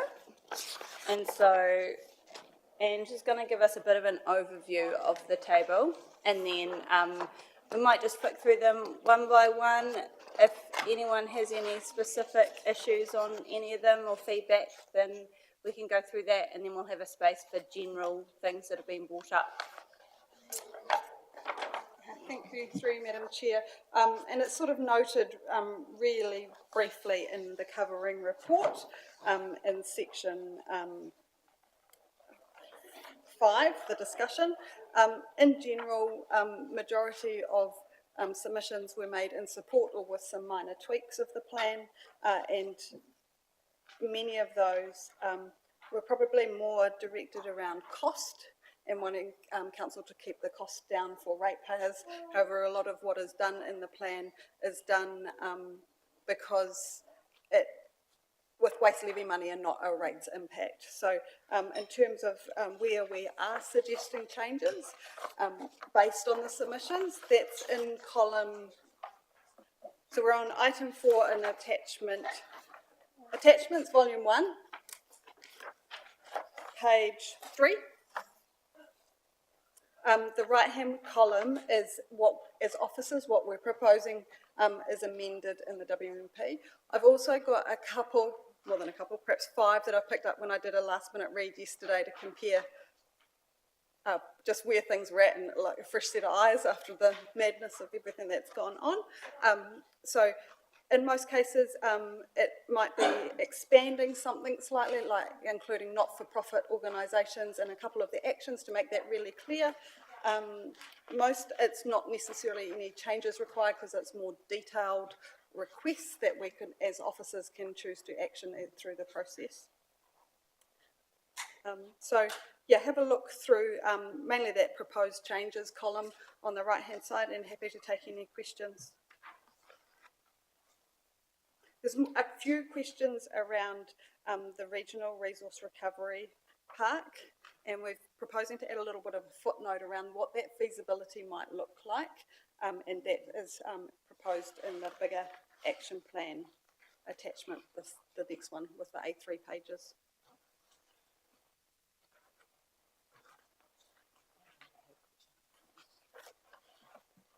Just while we're on that, would you be able to talk to us? There was a submission on why that was, questioning why that was in years 3 to 6.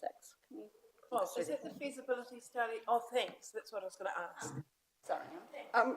That was partly at an officer level going, okay, we've prioritised probably organics first, because that at the time of writing and drafting the WMP, the government still had that mandate that councils had to do something with food scraps organics. Organics is the biggest content going to landfill too, so there's still 25% of what goes to landfill is organic and potentially could be removed if there was a solution to that. So as officers, we prioritised organics as the first feasibility study to undertake, and then potentially the regional resource recovery. But the resource recovery park is a much bigger project. It's going to have a wider stakeholder group, and I'm just being realistic. There's no chance of getting in an LTP anytime soon. Anyway, Craig might want to add something to that. Just trying to be practical. Yeah.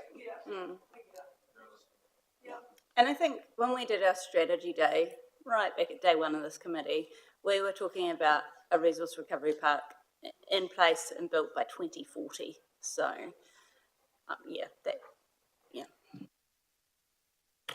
through you, Madam Chair, probably just, I do have a thought now. I think the key to remember is adopting the plan and the timing and the metrics is just a step in the process. Monitoring the plan is important. And if it's found that the organics work is delayed or is going faster and easier, then there's the ability for this joint committee, assuming the joint committee continues on, to reprioritise projects and pull them forward and move them up. So it's a time and place. It's what a signal of what you're intending to do. But this committee should be actively monitoring, is this plan being effective? Do you need to make alterations? Do you accelerate and slow items? So that's a starter. It's what your intentions are, but that does not stop this committee altering the timing based on how things are performing and progressing. Happy with that. Through you, Madam Chair, just on the regional recovery, is this an opportunity, whether we tap into a funding grant or whatever, or just a little bit of a face-to-face with one of our commercial partners to see if we can have a slap band-aid on a recovery park in the interim, if they have a facility available or something in the background already going that could be uplifted a little bit until such time that we have a big recovery park? Through you, Madam Chair, I think the first stage is what we're intending to do and really want to do is that collaboration and start working alongside. And I hear what Deborah said in her submission, and it's working with that group and how we can work together. It's not about council wanting to take control, it's about us trying to facilitate and foster opportunities for us here in Hawke's Bay. It doesn't need to be all in collaboration, and ideally council shouldn't have to do this, but this is not unique to us here in Hawke's Bay, and it's not even unique to New Zealand. It's happening in Australasia as well. How there's massive gaps in infrastructure. If one organisation tries to do it by themselves, it's not going to work. It needs a full commitment and collaboration for a greater region, and the Regional Resource Recovery Park, Mayor Little and Mayor Walker have also indicated their desire to be involved. So it's a bigger project, and I just don't know if any of the councils are in that position to pick that up. But yes, as officers, we will start, as the first step, build that relationship and that collaboration with a number of sectors involved. Yeah, that sounds like a really good first step. Yeah. I'll just add a bit of context to that. So last year, or this time last year, Becca, via the Ministry for the Environment, completed a regional resource recovery roadmap. It failed abysmally because there wasn't the relationships and the trust and the confidence around all the parties to discuss it and work together. So the idea of completing a feasibility is, yeah, it's a tangible document that you can complete, but it's actually not going to be achievable if we don't have the relationships. Yeah. Sorry, I'm just clarifying. Oh, sorry. Sorry, I was just clarifying to Anna. So she Clarifying in my brain. Yeah. Right? Sorry. Well, I was just picking up on the point because I had that little conversation with you, just before we had the break, which really interests me. And I understand, the operators, the independent operators, are reluctant to go disclosing a lot of information with us. But do we have any idea what percentage of the sort of organics, I suppose you'd call it, to our landfill are coming out of the private operators, and what percentage are just coming through our domestic waste consumption? But it's hard sometimes to know where we should put the effort, for me to understand where we should put the effort. But that figure would help me if you knew it. I can pull it out if you give me 5 minutes, but as a rough guide, I'd like to say it's probably 40-60, so you might as well say 50-50 residential wheelie bins versus commercial. So look, that organic study isn't necessarily saying we need a domestic curbside food scraps collection, but if we're truly to get organics out of the waste stream, what is the output of that system and who's going to use it? And then what's the technology to achieve that output? Okay, and then how do you get the materials to that technology to create it?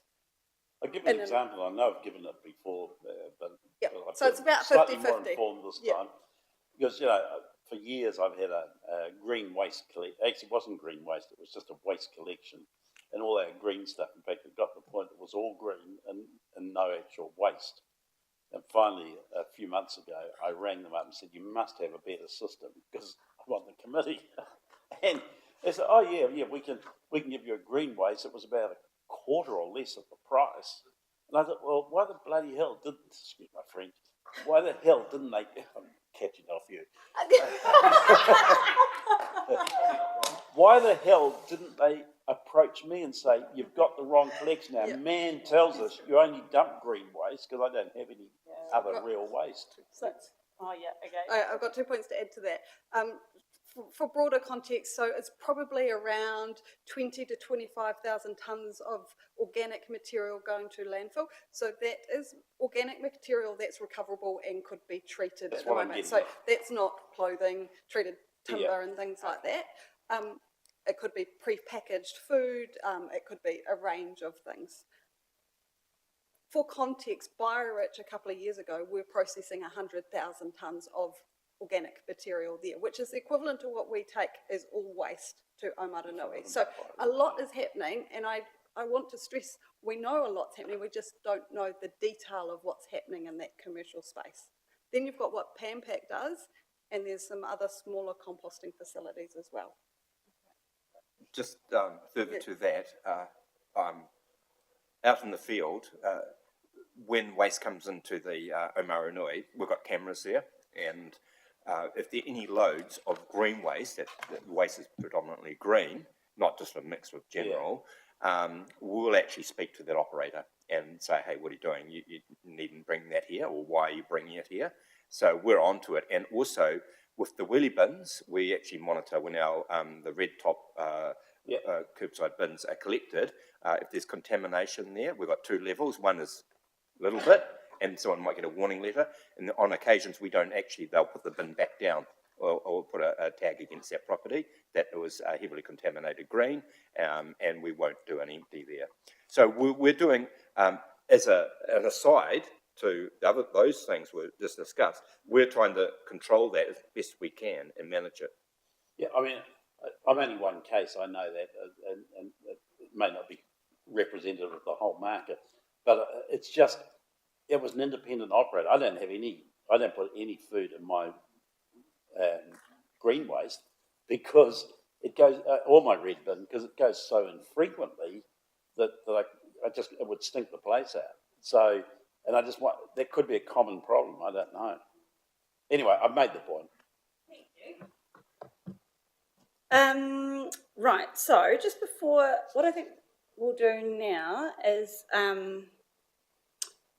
actually let's do the table, and then I want to bring us back to those two kind of big topics that we just discussed there. So Regional Resource Recovery Park and organics, and sort of more specifically food waste.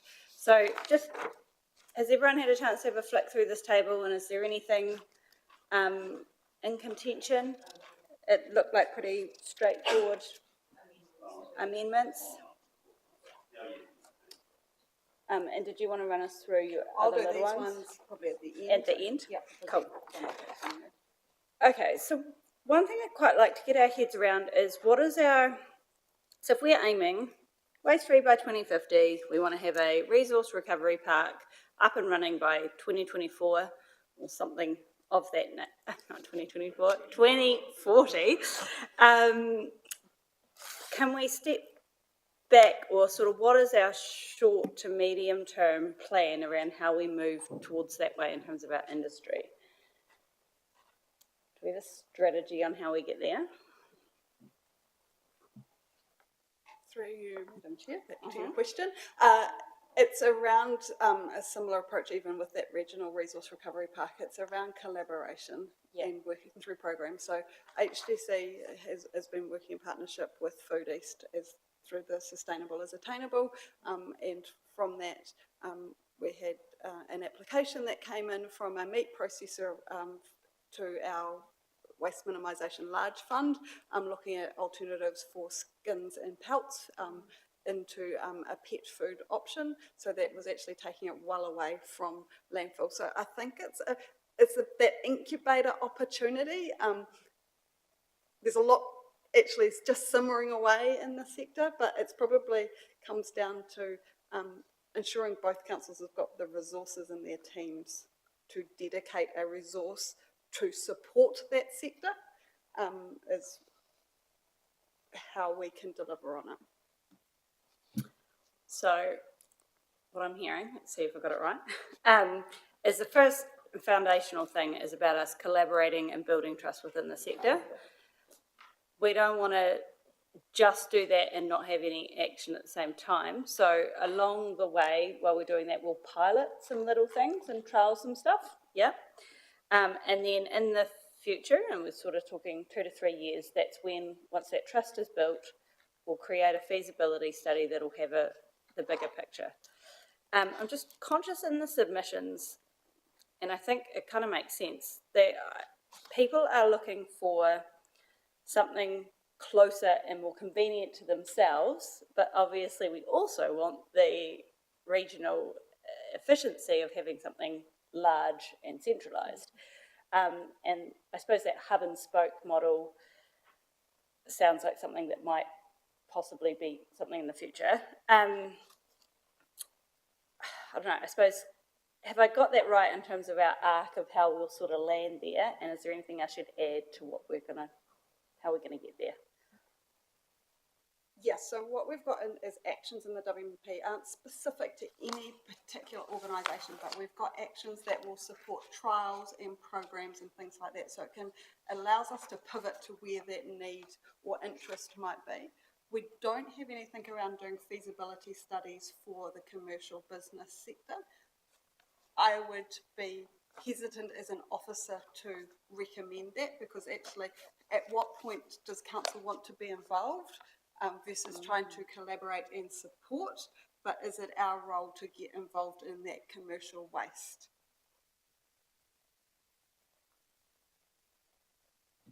Well, it is if it's going into the landfill. Isn't it? For the purpose of the WMP and the legislation, quite ring-fenced and bundled, but as a council, and what, you know, the decisions to be made by the joint waste of the landfill committee and then the parent councils as the shareholders is something that we can't make or influence in this committee. We could make a recommendation to them, but it's not solely a recommendation.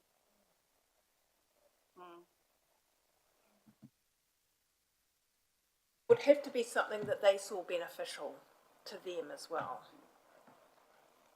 Yeah. I don't know that I totally agree with that actually, because, Otherwise, why would we have, well, yeah, engage? I mean, we do have to take into account the needs of the commercial operators. Yeah. But beyond that, there's also the broader need of the community, which we are representing, to make sure that it is. Would you agree with that? Yeah, Karen, yeah, you're very good. Through you, Madam Chair, it is very much carrot stick, but we've highlighted, do we have the resources in-house in council? So do the commercial operators have the resources in-house? So if you want reports and feasibility studies, that's another FTE. So that's for us and for them. So then who pays? The ratepayer. So that's a bigger, sorry, that's my comment.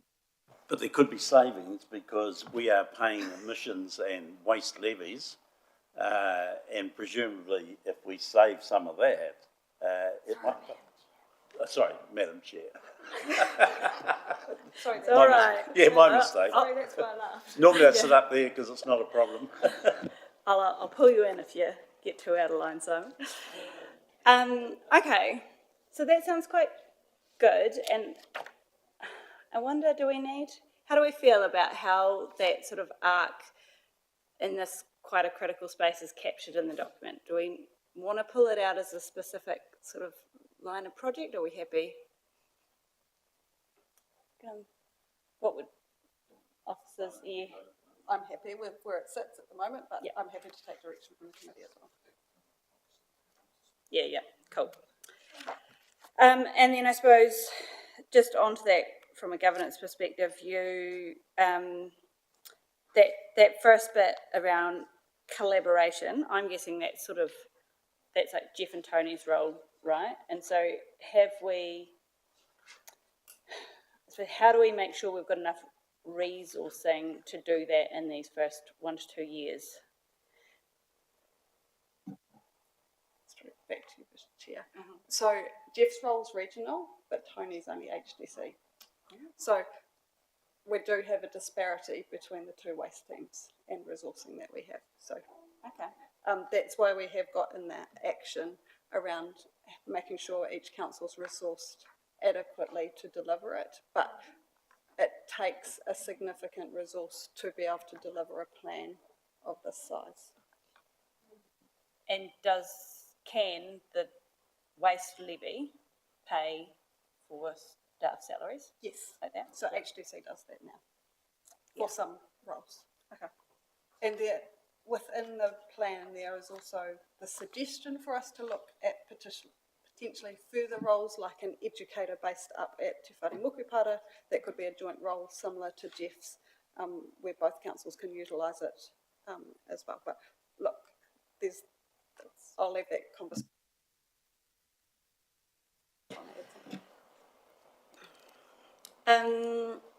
Right, so we're all happy there.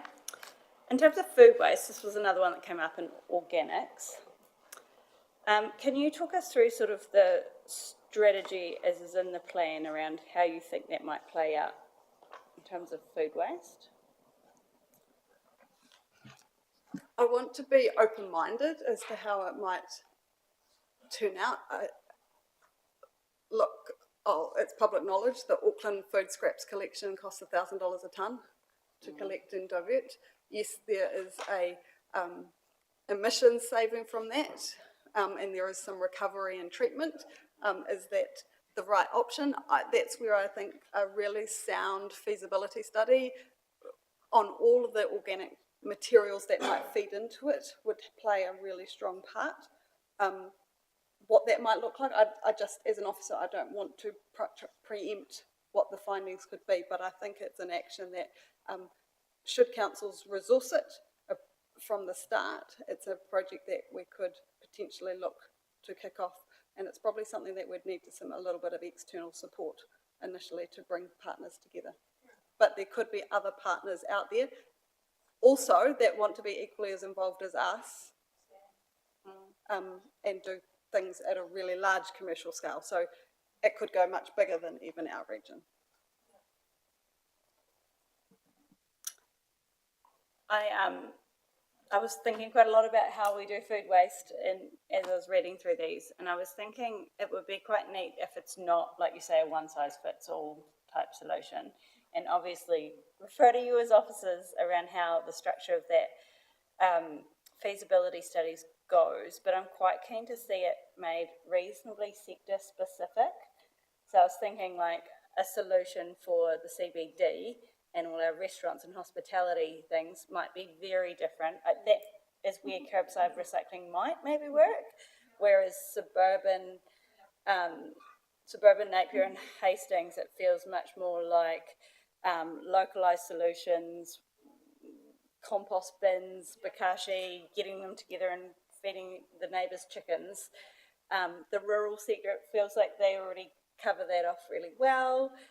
So yeah, something that sort of looks at those different sectors, marae being their own, and schools. And I had a list of different sort of sectors that I thought would be quite good. So is that aligned with where you're thinking? Yeah, awesome. Okay.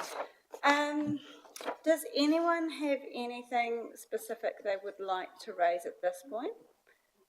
I have a list of things that were brought up in the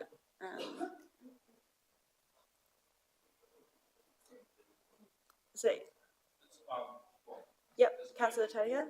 Kōrero. Council's job is to create lanes, to set the rules and systems and that guide how we operate. But it's not council's role to walk everyone down the lane and show them exactly how to move. And everything comes down to funding and the marae was mentioned quite a bit, and education, so it's, because when I've heard kōrero regarding where our waste goes and all that, it's real interesting, and I'm hearing kids are finding it interesting, learning new things like that, so just trying to make it trendy, and engaging with our whānau hapui where marae, at the marae, could be hubs, or, well, hearing how much, organic waste that goes to the landfill, the marae could probably help with that. Someone's got to lead it, someone's got to fund it. Our community wants us to keep the rates as low as possible. Got to think about the future of our landfills, and so yeah, a lot of moving parts. But funding and someone to lead it is a good place to start. Yeah. Cool. Probably raise more questions and. Yeah, Nate. Madam Chair. So, yes. Tai Whenua Waroto had quite a few specific recommendations or requests. Do we kind of innovate, or some, the words incentivising and looking at those particular maraes being those lead champions, and we resource them, we were able to sort of a seed fund, and then we social media and give lots of awareness around what they're doing to then ripple that out. Or I'm just thinking about the practical application of some of it, because we've got quite good buy-in from the previous work that the officers have done. They're almost poised to go to that next stage, and whether we carry that momentum on, I just feel it would be a shame not to follow up on some of their specific recommendations. Madam Chair, so majority of those are already covered in focus area 3. So we've got 5 actions specifically for mana whenua partnership in Te Ao Māori. So it's around supporting mana whenua and organisations in marae to establish waste minimisation, and that includes infrastructure and support in that space. Working with them to champion circular economy and waste minimisation. That could be through the likes of Parakore, or something we may choose to do here locally ourselves. And then there's one specifically around their educational and data needs as well, and engaging them in their role as treaty partners, and the governance, finance, partnership, delivery option.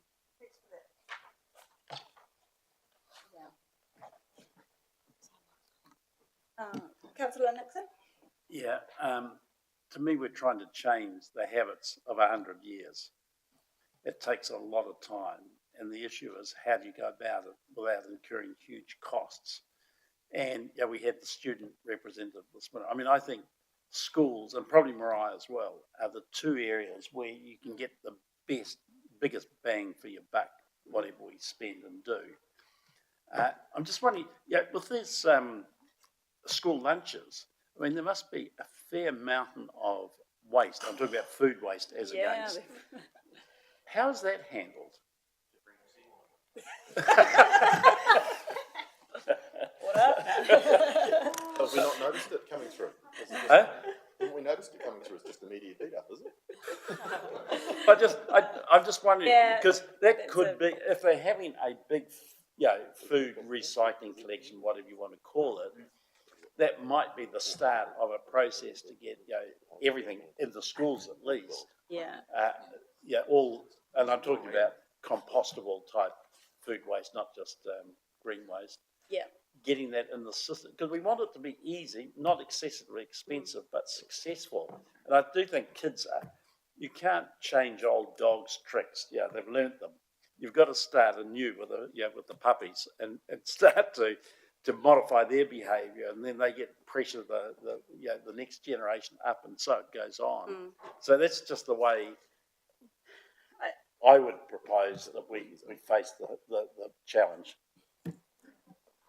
Yeah, and I think part of it, you triggered my thinking around how we do the resourcing of it. Is that what you're sort of thinking? How we fund that bit? Yeah. So on 2.1, we've got this local waste minimisation fund framework, which has got grants.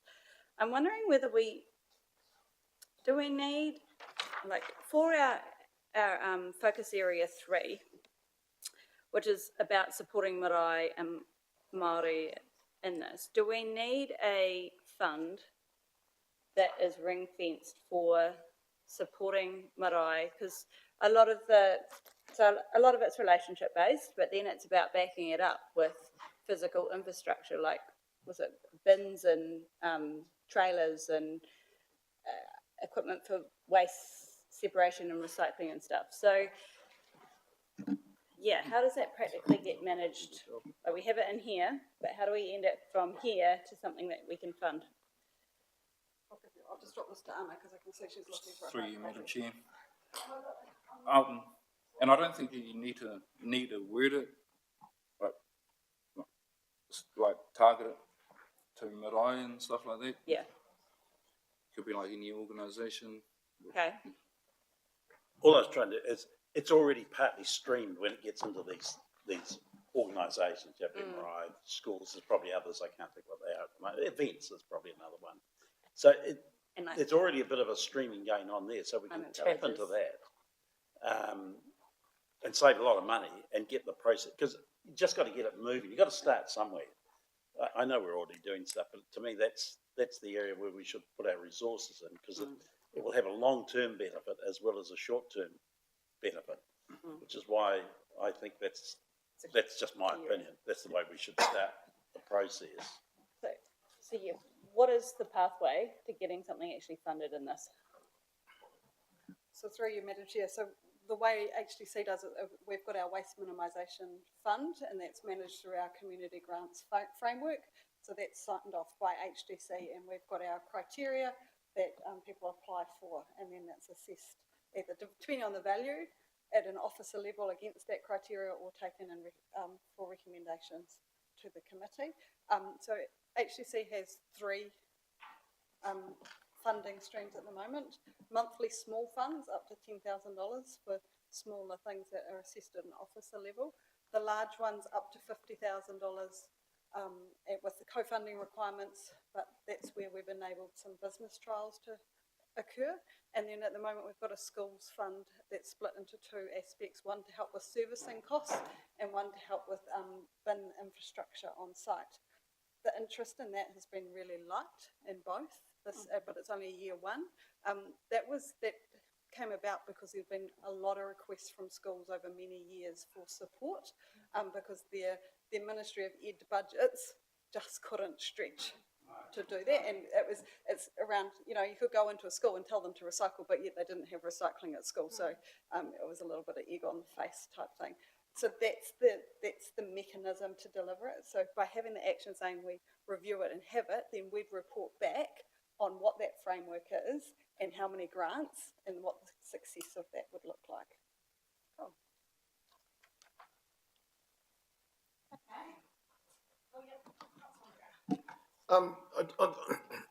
It's kind of a commenty, questiony, whatever. We've got to remember in all of this, we're going to go out and we're getting everyone out and they're all going to do their thing. But we have to be awake and aware that over the last few years, we've done a fairly good job ourselves with what we have diverted. We can go into the schools and everyone and teach them it, and they come home and their 3 bins are full. So the next lot, for convenience, because humans are notoriously lazy, it goes in the wheelie bin. So when we start this success, we're going to have to, instead of looking out at everyone else, make sure that we're meeting it internally ourselves. And sometimes that might mean we have to talk about, I know we talk about food waste bins, but often my recycling bins and my neighbours are all full. So that's actually quite good success for us. And at some stage we might need to check that data and see, well, what happens if we gave everyone a 4th bin? I know there'd be cost, but there's a cost for it to be dumped as well. And I'm just thinking down the road, not throwing it in too early, but we just need to keep an eye at it. If we're going to tell everyone else what to do, that we don't hamstring ourselves as well, because we have been relatively successful with at times.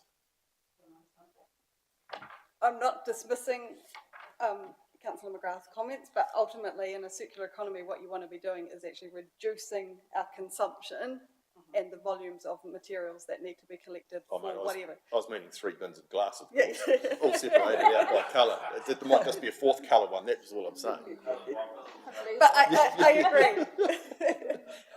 Actually, that brings me to a good point. There were a few submissions around the crate system that's used for curbside recycling. And look, I think as an officer, I recommend to the committee that we acknowledge those, but that's a decision that's made by each council through their retendering process for those contracts, and because there could be implications in the LTP and things like that.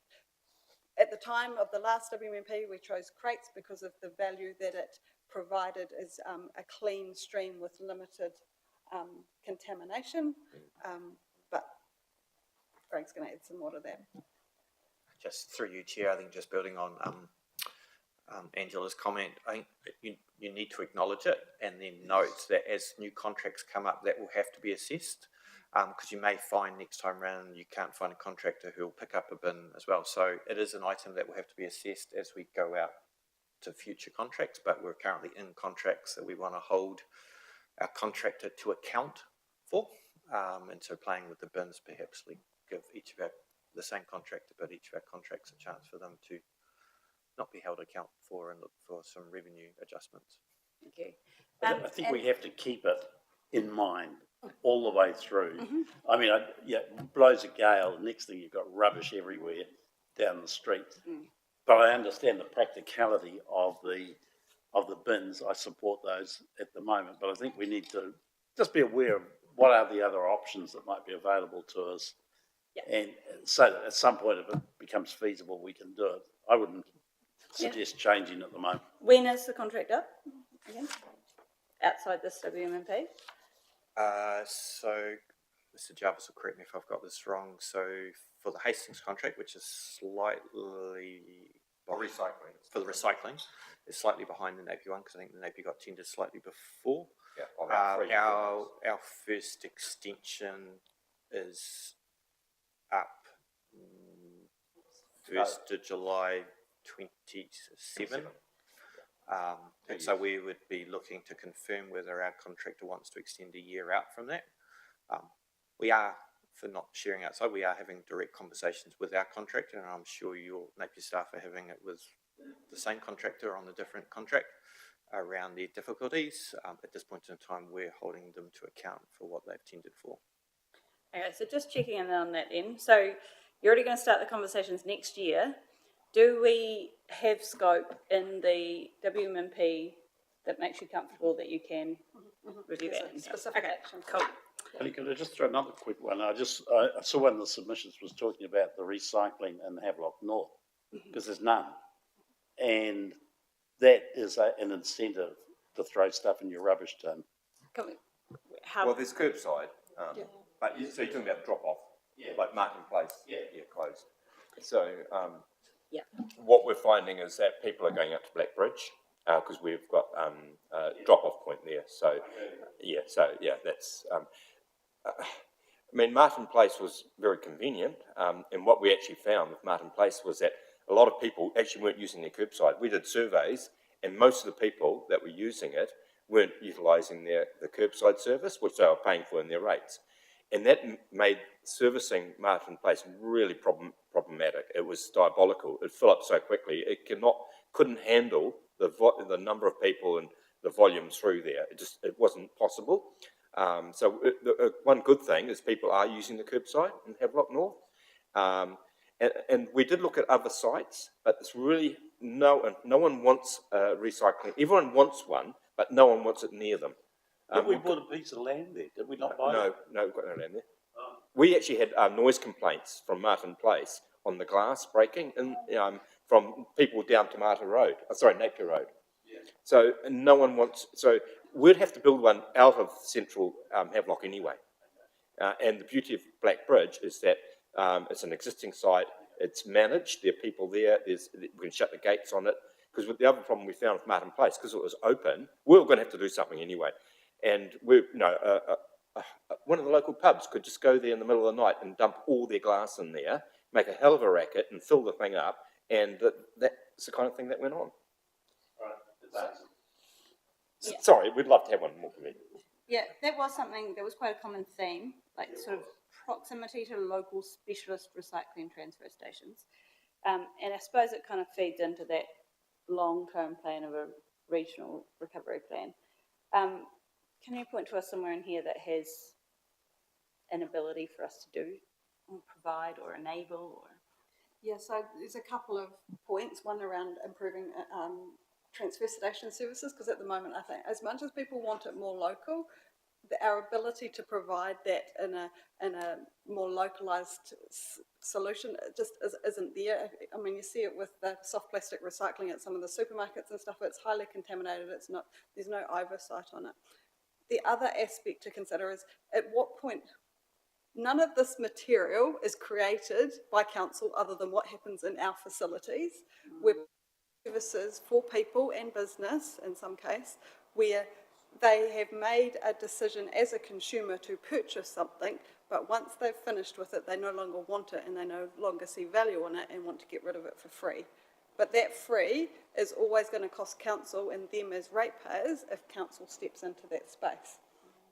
I did get hopefully a glimmer of hope yesterday, and we'll get to it perhaps after lunch on the farm waste product stewardship scheme, but it sounds like the e-waste product stewardship scheme, which I thought was a dead duck, might be coming out for consultation in the next couple of months and could be in action in the next 12 months, which would be awesome, because then what you've got is you've got a sector taking responsibility for its material. Now the other one I want to come off the shelf and out of the freezer is the container return scheme, which has been written and is ready to go, which would see things like beverage, anything that you can open and drink straight away would be included in the scheme regardless of its packaging. Council could choose to be involved in that. That's a decision for each council to decide around their own tables, because it would require resourcing and infrastructure at transfer stations. Does that take away the need for the majority of the curbside recycling in the future, past these contracts? And do we still carry on collecting things like paper and cardboard, or could that somehow be a privatised service? So all of that's enabled in here in different actions without specifically saying it. And I know when you first pick it up and read it, you think, oh, this is all really high level and a bit wishy-washy, but we've done that deliberately to give us that flexibility to pivot as there's so many different moving cogs in this giant wheel to keep us going along the path. Yeah. Thank you for that, Ange. And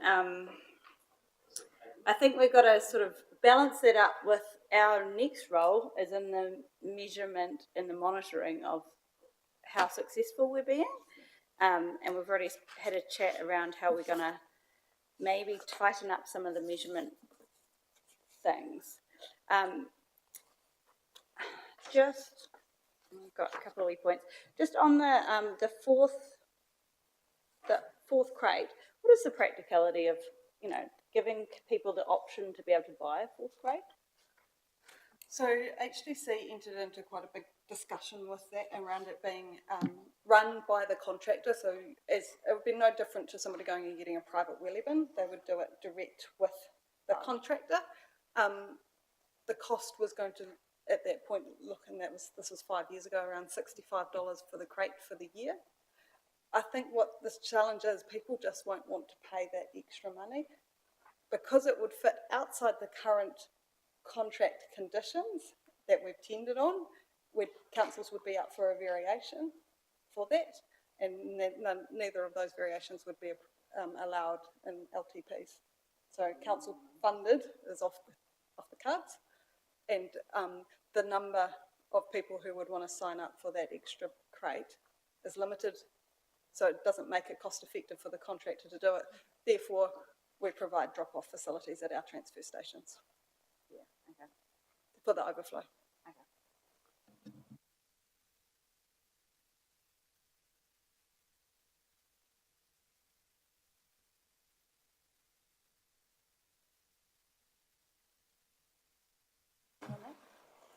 it wasn't action in the last WMP and we've dropped it in this one. In 2012, both councils put in a number of public place recycling bins as part of the Rugby World Cup visit. What you find is most of the bins are so contaminated that it costs us too much with our works group maintenance people emptying them to make it actually recoverable, so we took them out. It just doesn't work, and that's where I want a container return scheme to come in, so then people will hold on to their container and take it to a deposit point to get the money back. Sorry. Sad, but point well made. Okay, I'll take that off. Pack it in, pack it out. And the most expensive way to get rubbish into the landfill is via the recycling system. It's really bad.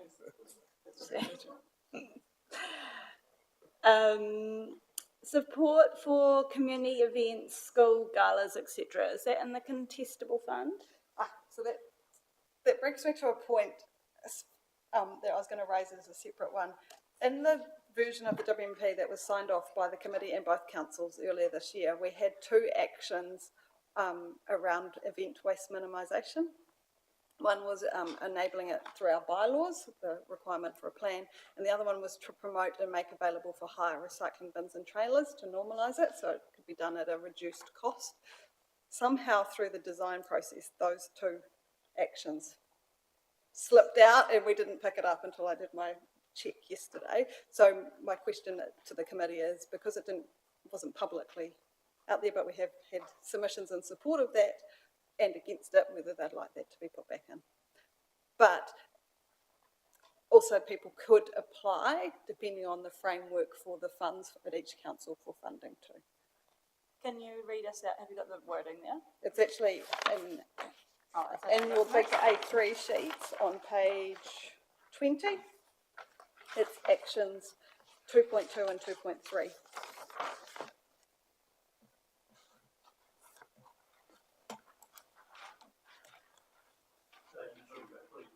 If that's the desire of the committee. Is anyone against that? No. Cool.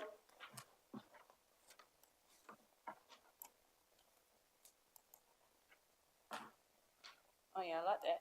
Make available for hire. That's neat. Cool. Through you, Madam Chair, just with the make available for hire, so that would be council doing that, sorting it, and then taking them to their provider, or is this where it becomes, I'm all for them at events, I'm not speaking against that, they need to be, that should be one at every event, totally support it, but I'm just wondering if that does mean that we've entered the competitive stream and we're wanting to collaborate with our commercial entities, which we've already proven we need, like Sustainable Hawke's Bay can't run without them, we can't run without them. We've had a submitter saying stay in your lane. She hasn't spoken for everyone because we haven't heard submissions from everyone. I'm just wondering if putting in that we promote ourselves, make available for hire our own bins, are we going, hey, we're going to directly compete against you? Where a bylaw might be a more, hang on, we're saying you need a methodology to your event management, recycling and refuse services, but we don't care who you go to in the district. I'm just wondering if 2.3 might just put us in a different realm for entering further negotiations.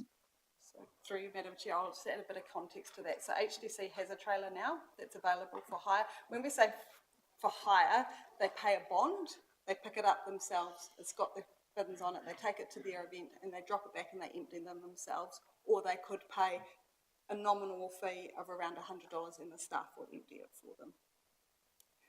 So it's for those events where money is so tight that they can't find the funding to do something. We thought this was a more cost-effective way of enabling waste minimisation at events than funding each event with levy funds to do that.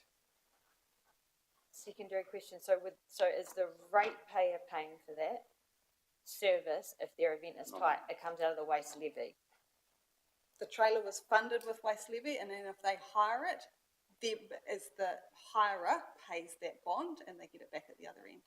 And that pays for their refuse and recycling disposal as well? Recycling's free at the transfer station, and if they've got refuse, they have to pay for that on top of it. Okay, cool.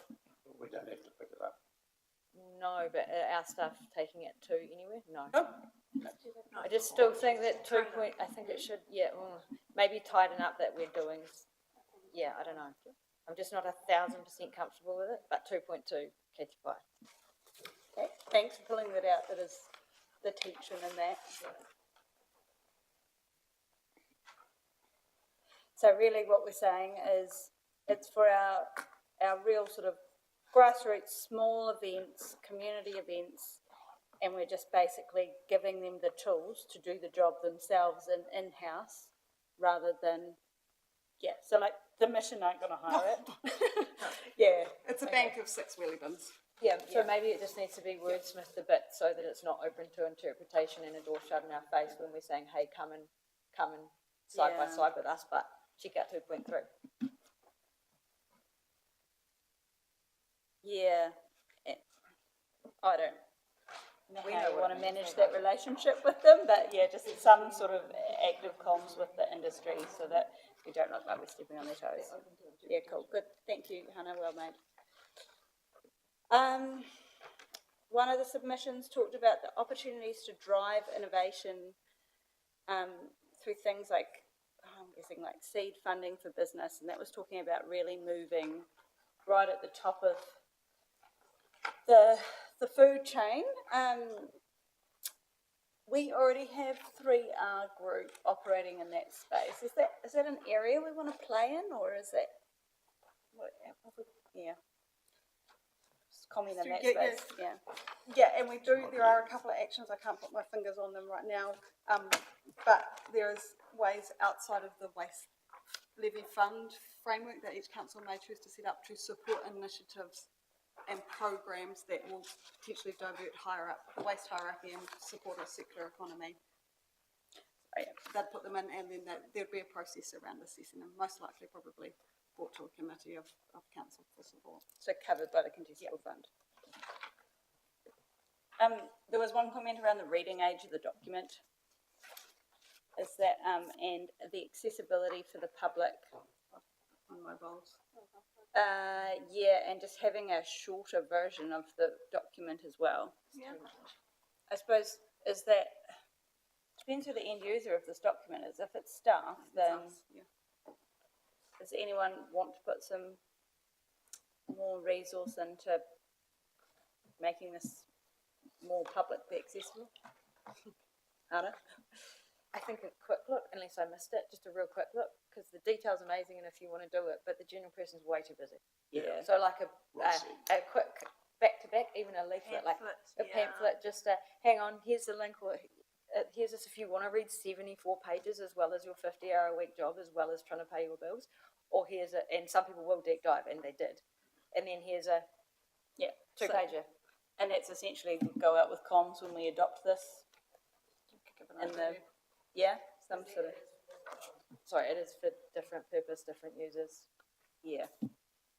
Yeah, so probably just building on that, first and foremost, this WMMP, yes, you've gone through a consultation, but it is a statutory requirement to supply through to MFE.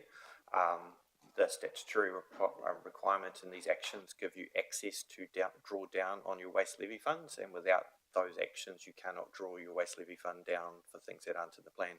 So first and foremost, it's a statutory document, but it doesn't stop you having awareness and communication and education documents, which may be summaries, and there may be a number of different flyers on different initiatives. So I think that's more moving forward into that awareness and communication as different to the plan itself. Yeah, nice.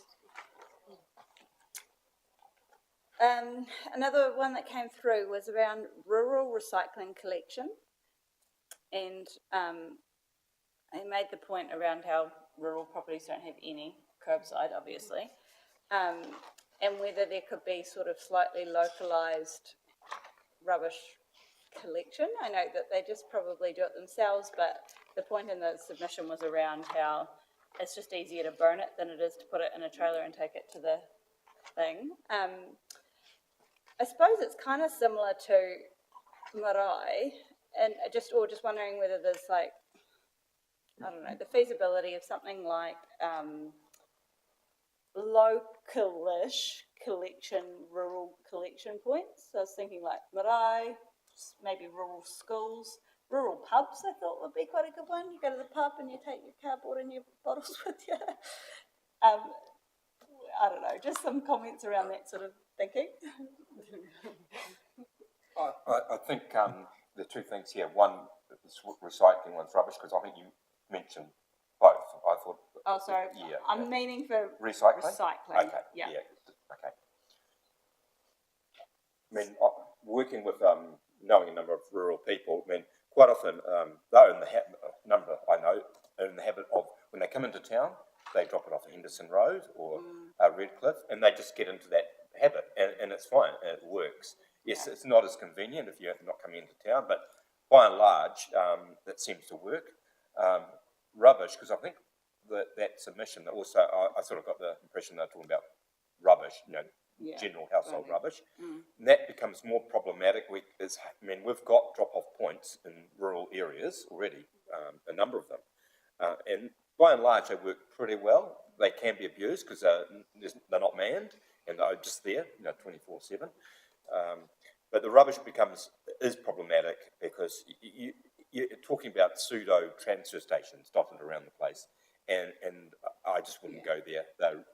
You're asking for trouble. You'd have to lock them up. Then you'd find you'd turn up the next day and the whole rubbish dumped out the front, and you've got to manage it. And I mean, there are all sorts of, then you have to have it serviced. You can't have waste sitting there too long. Like at our transfer stations, we move it out pretty quick that day or the next day, and to actually set up a network of rural sort of little transfer stations, it's unfortunately not viable. And if I just may add to that conversation that played out from a Hastings district, 'cause obviously for Napier, but smaller, you have curbside to every property, so it's not an issue. We have some farmers. So this discussion played out in the settlement of Waimarama back sometime, and they do have a degree of that, and they wanted an additional service added on, and 3/4 wanted it until we worked out how much they're willing to pay for it, and then none of them wanted it. And so it's easy to start with a conversation, I would like, but it's what am I willing to pay for, is where the real piece of the conversation usually kicks in. So even if Hastings was to design up a potential rubbish drop-off, and I agree with Mr. Jarvis's advice, I doubt whether the Hastings District rural community would be actually willing to pay for it by and large. In addition to that, also, a number of commercial operators do runs out into those spaces. Brilliant. So maybe just for the minutes or something that we have that we had the conversation on that. The education engagement at secondary schools. Have we got? So we managed to do primary schools really well. Sounds like secondary schools is a gap. Are we doing primary schools, or are primary schools doing it for themselves? How's that playing out?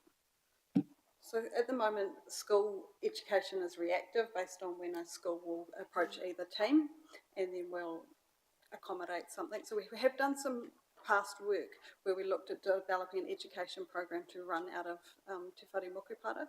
An action within this plan, and it's under the resourcing one, is to look at a regional educator role based at Te Whare Mokopara who can work with the schools, who's potentially probably a teacher themselves, who understands the education system, how it links into the curriculum and things like that. Because Geordie's been out there doing a lot in the last 4 weeks.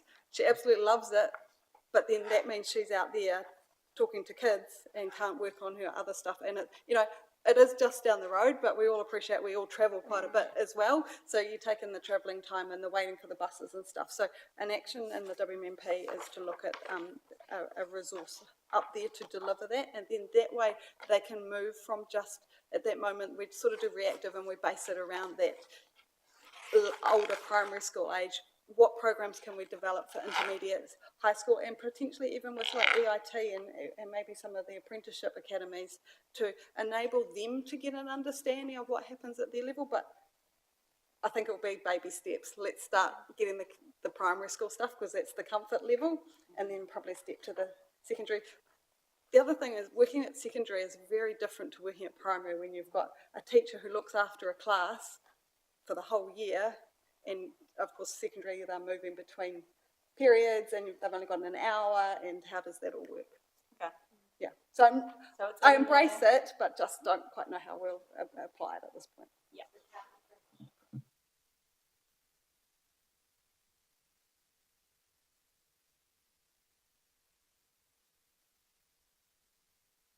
We've got two more points coming out of the submissions.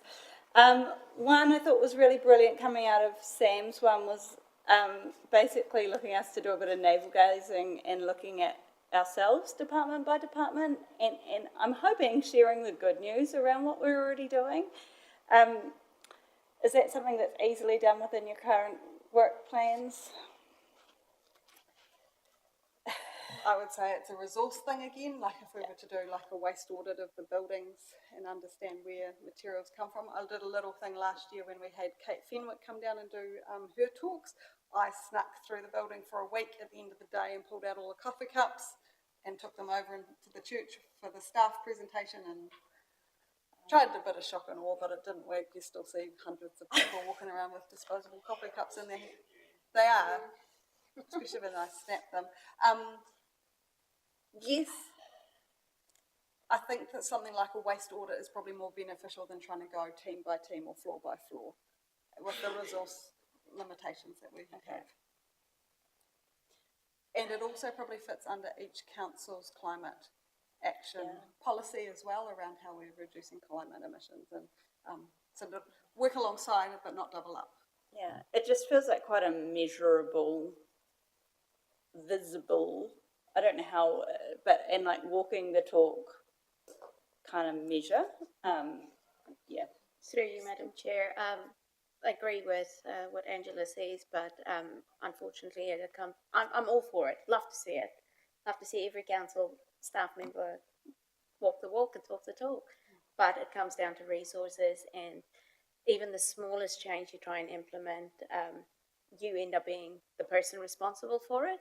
And if you don't have that resource and that champion doing it, it fails.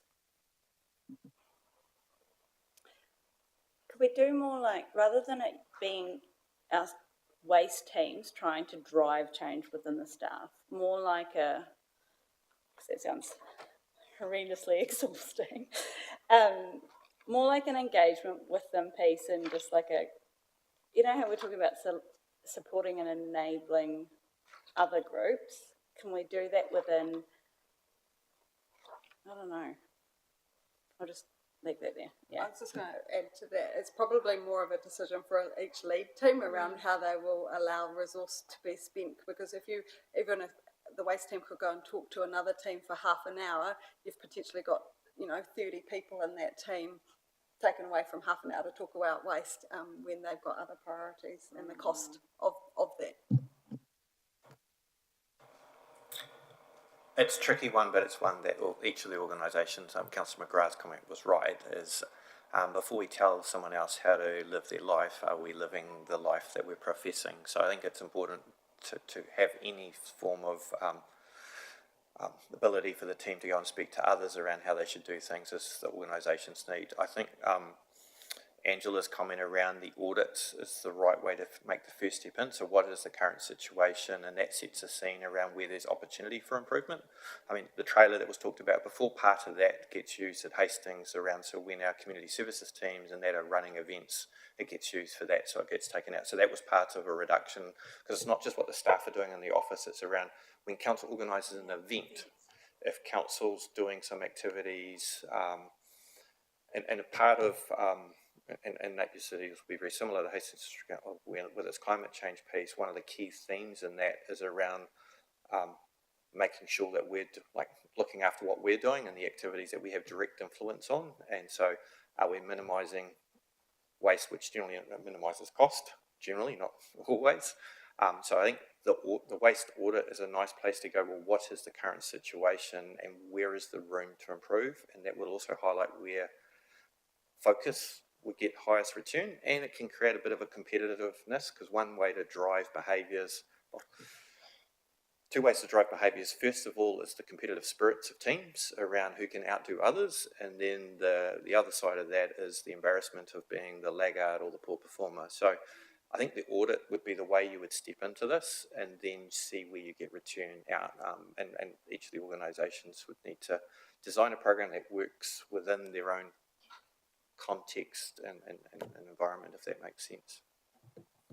Yeah, that's perfect. So it's the sort of thing I'm thinking is more, not necessarily like how many coffee cups, but that's a thing as well. But like when our depot team are out there, what products are they using? What are their waste and all of that sort of stuff? Okay. And then the very final one that I had from the list of submissions was a tip shop. Is that like, we're sort of, can you just talk to that?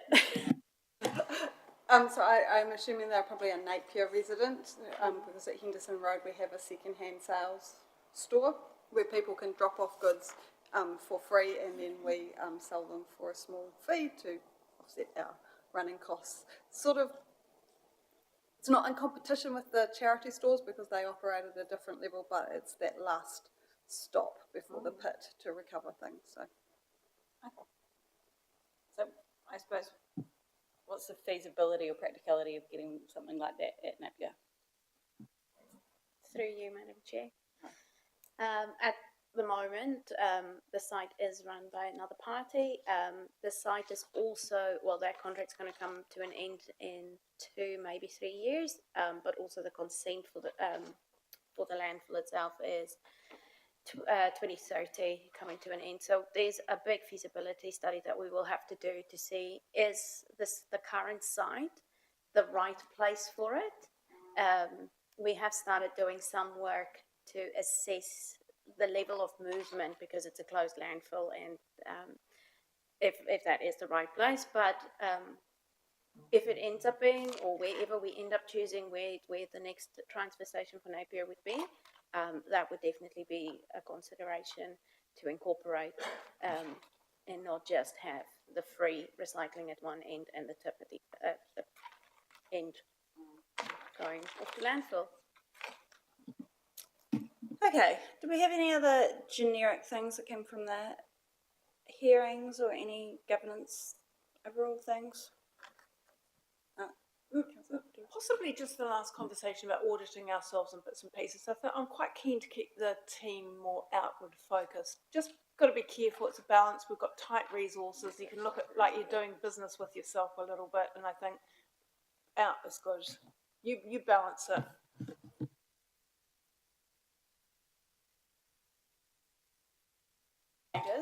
Yeah, so through you, Chair, I'll just draw everybody's attention to page 17 of volume 1.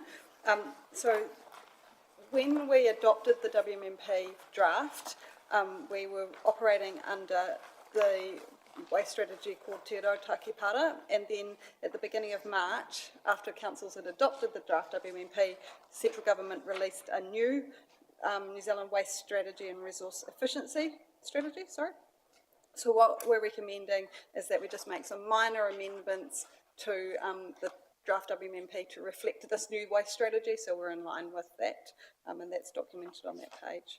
And then the following pages have got the highlighted parts that we're suggesting to change, some really minor ones, like ones including bulky items for disposal. That was based on a few submissions saying, can council collect bulky things like mattresses and furniture and things like that, to look at that, including not-for-profit organisations, community-run organisations, suggesting a brand new column around just what we'll report on as a measure for each action. Most of those are going to be like the number of meetings or number of engagements, or where it is a actual diversion activity, what the diversion tonnage is for each period. And past those pages, there's very few, and I've picked up a couple that I'll just go and put on the screen to run through with everyone.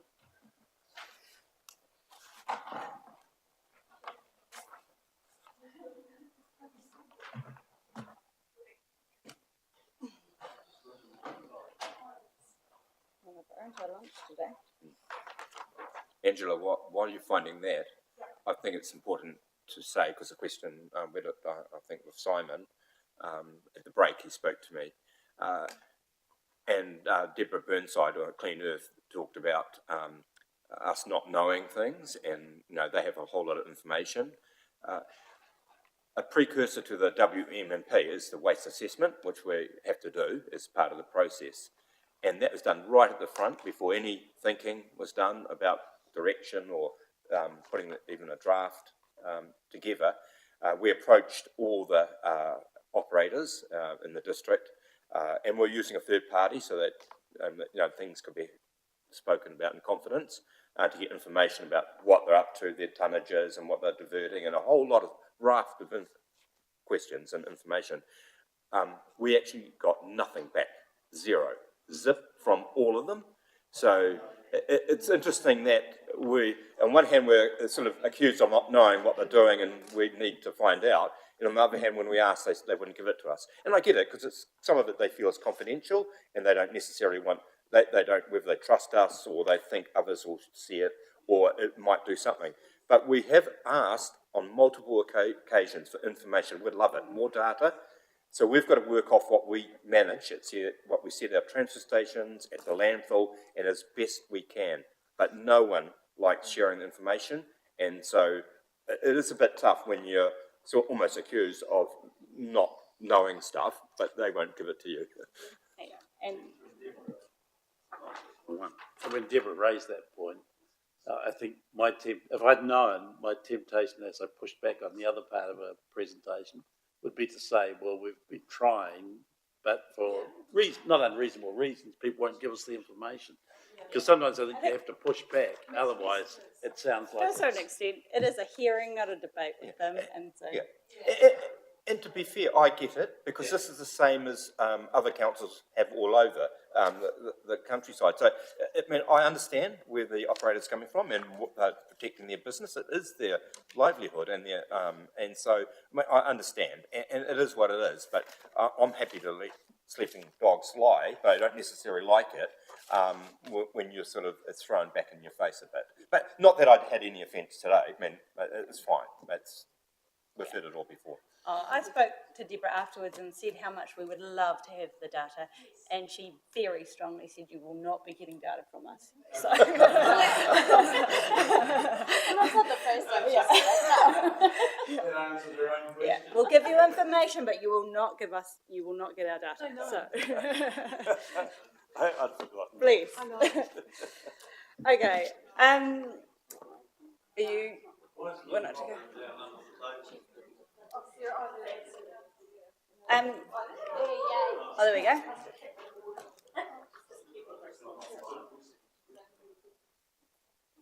I just like calling around. So, through you, Madam Chair. There's a couple of little things that we've picked up in the last couple of days since the report came through. The first one, it relates to the waste hierarchy. So that's the inverted triangle with dispose at the bottom. It's on page 26 of the WMP, those that have got in front of them. But at the top, there was redesign, then refuse. And actually, as officers, we've looked at and gone, actually, refuse needs to be above redesign. So it's a really simple switch those two around, because by refusing to use something, you're eliminating it completely, and then redesign becomes the second phase or action that you could take. Is that that looks like it's taken from? I've just snipped it. I haven't swapped it around yet. Yeah, but it's taken from somebody else's work. Is that? No, it's a sort of a concept. Okay. Yep. Yeah. Okay. It looks like something that would be like a commonly understood hierarchy. Is it not that common or understood? Okay. Rightio. Okay, page 49, this is just before the action plan. So this sets out where council gets its funding from for waste activities. And what I'm proposing is just amending the waste levy definition. This one, in there it says we'll only spend our waste levy money on actions defined in the WMP. What I'm suggesting is we do it to what I've got in bold up there. And the reason for this is so that if anything changes outside of our control, it's a little bit of a catch-all statement. So if something really left field comes in, it aligns with the principles of the WMP or central government, we can still spend some levy money on it if there was a direction to do so. So I've got councils receive an allocation of the National Waste Disposal Levy Funds, and will use this income to fund investigations, trials, programs and capital expenditure for circular economy activities.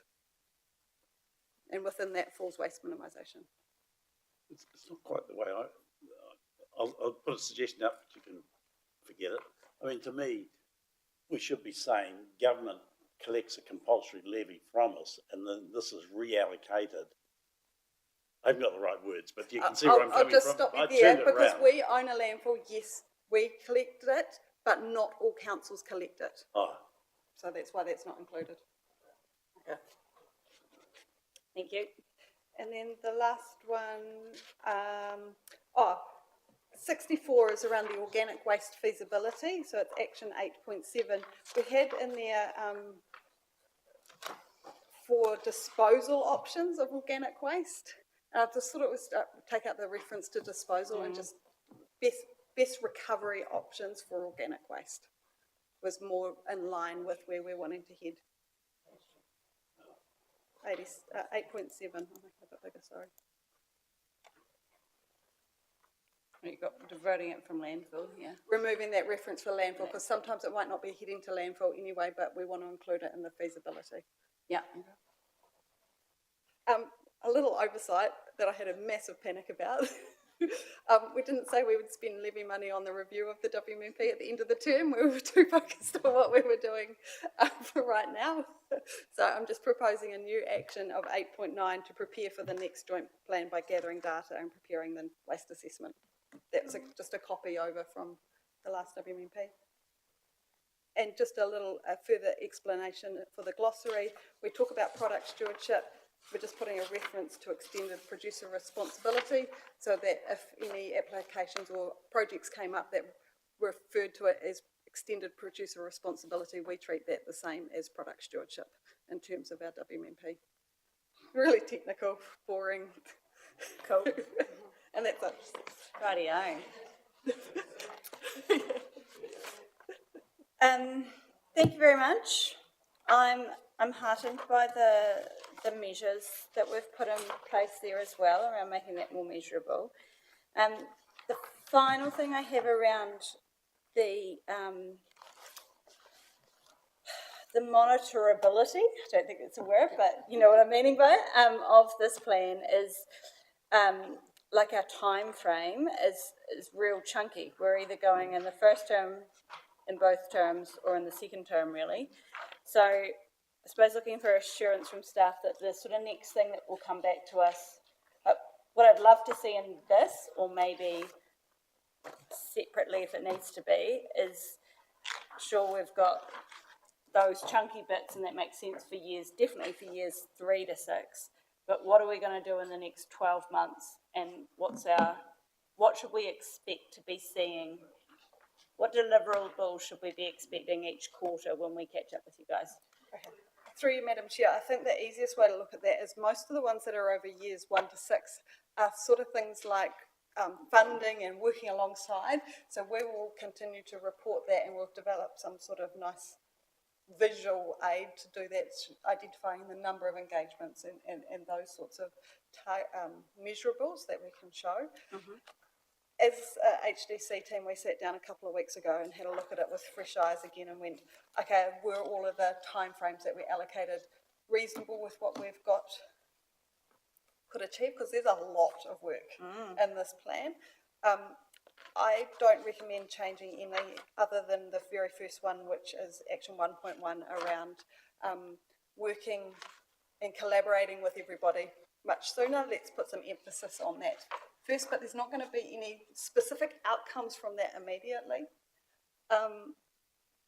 In terms of an implementation plan, I think that's going to be resource dependent on each organisation and how they can deliver that, because I'm mindful that at the moment Steph's the only role in Napier to be able to deliver this from a Napier perspective. Okay. So essentially from here, not that the collaboration stops, but this is jointly prepared and then individually delivered. Right. Okay. Any other comments? Anything? Right. Big conversation. Yeah, we've got a mover and Simon. Just pull up the, the resolution. It's quite a big resolution. Yeah, I'm not going to read it out. 6 or 7. Madam Chair, may I don't have an issue with it. We just need to reword B, please. It doesn't need to be a movement. It just doesn't make sense. So just after 2024, it just has to say the Joint Waste Future Committee was, because it says were delegated authority. It doesn't make any sense, doesn't tell us who. So if we just cross out were and put that Joint Waste Future Committee was delegated authority, because otherwise who was and where.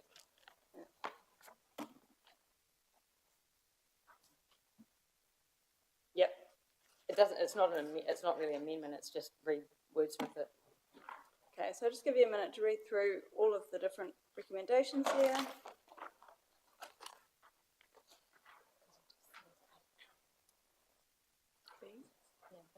It just says were delegated, but who were delegated? It doesn't say who. It reads were. Forgot you'd mentioned that tonight. Okay. I have a mover. Do I have a seconder for the thing? Thank you, Councillor Tariha. Any further discussion? We've done it to you. Awesome. I'll put the motion. We'll take staff's recommendations A through to I. All those in favour, please say aye. Aye. Against? Carried. No. Oh, we got there. That I and the recommendations, or I agree. Yeah. Yeah, it just Yeah, let's do a break for lunch, and then we've got 3 little reports. We can take them by and large as read and just do some highlights after lunch. Does that sound good? Cool. We'll adjourn till 1:20. Oh, that only gives us 12 minutes. We've got the room till what? 1:30. Yeah. 1:30. Well, I think we can stay a little bit longer, can we, Lynn? I think we should go in there and like the lunch booking is really the most important because it normally only goes through that. Okay. Yeah. Other people will be booking. Yeah, we'll just, yeah. Probably okay with this one, but I won't know. Thank you, Lynn.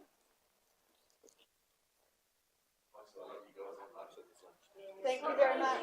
Safe travels. I hope it goes well. Yeah. Oh, yes. They're not coming back.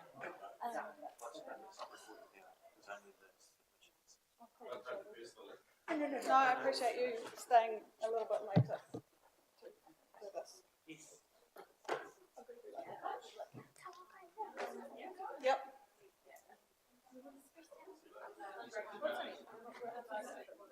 Right, I think we're pretty clear.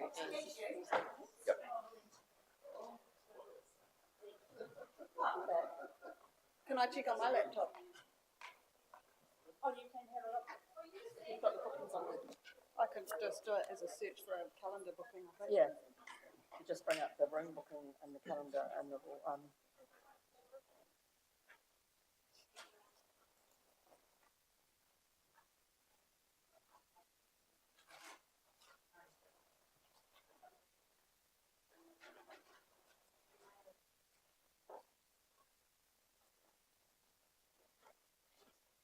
If you just go to, oh, yeah, and say, you was booking the room here, you don't have to just the booking. Oh, you haven't got them. No, but I can just Oh. attempt to make a booking quickly. Oh, okay. We have them set out so I can see. Yeah.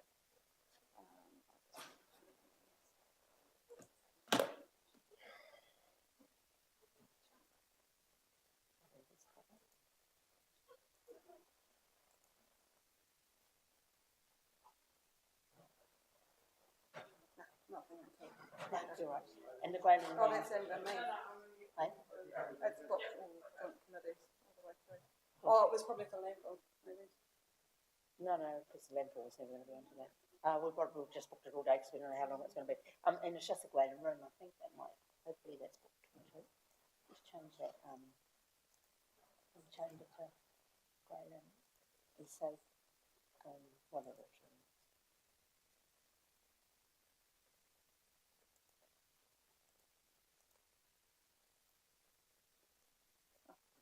Oh, Raoul's got it At 2, okay, as long as we're out there. Because they've got to give them time to clean the lunch up before the next meeting. All right. I'll just, I could pop up anyway,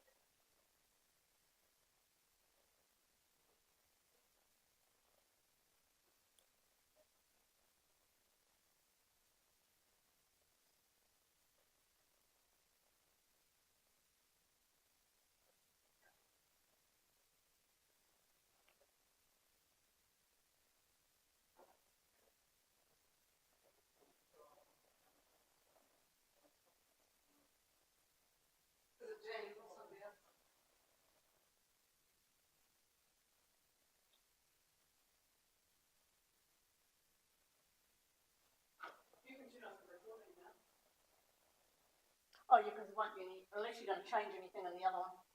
And I'll end it, eh?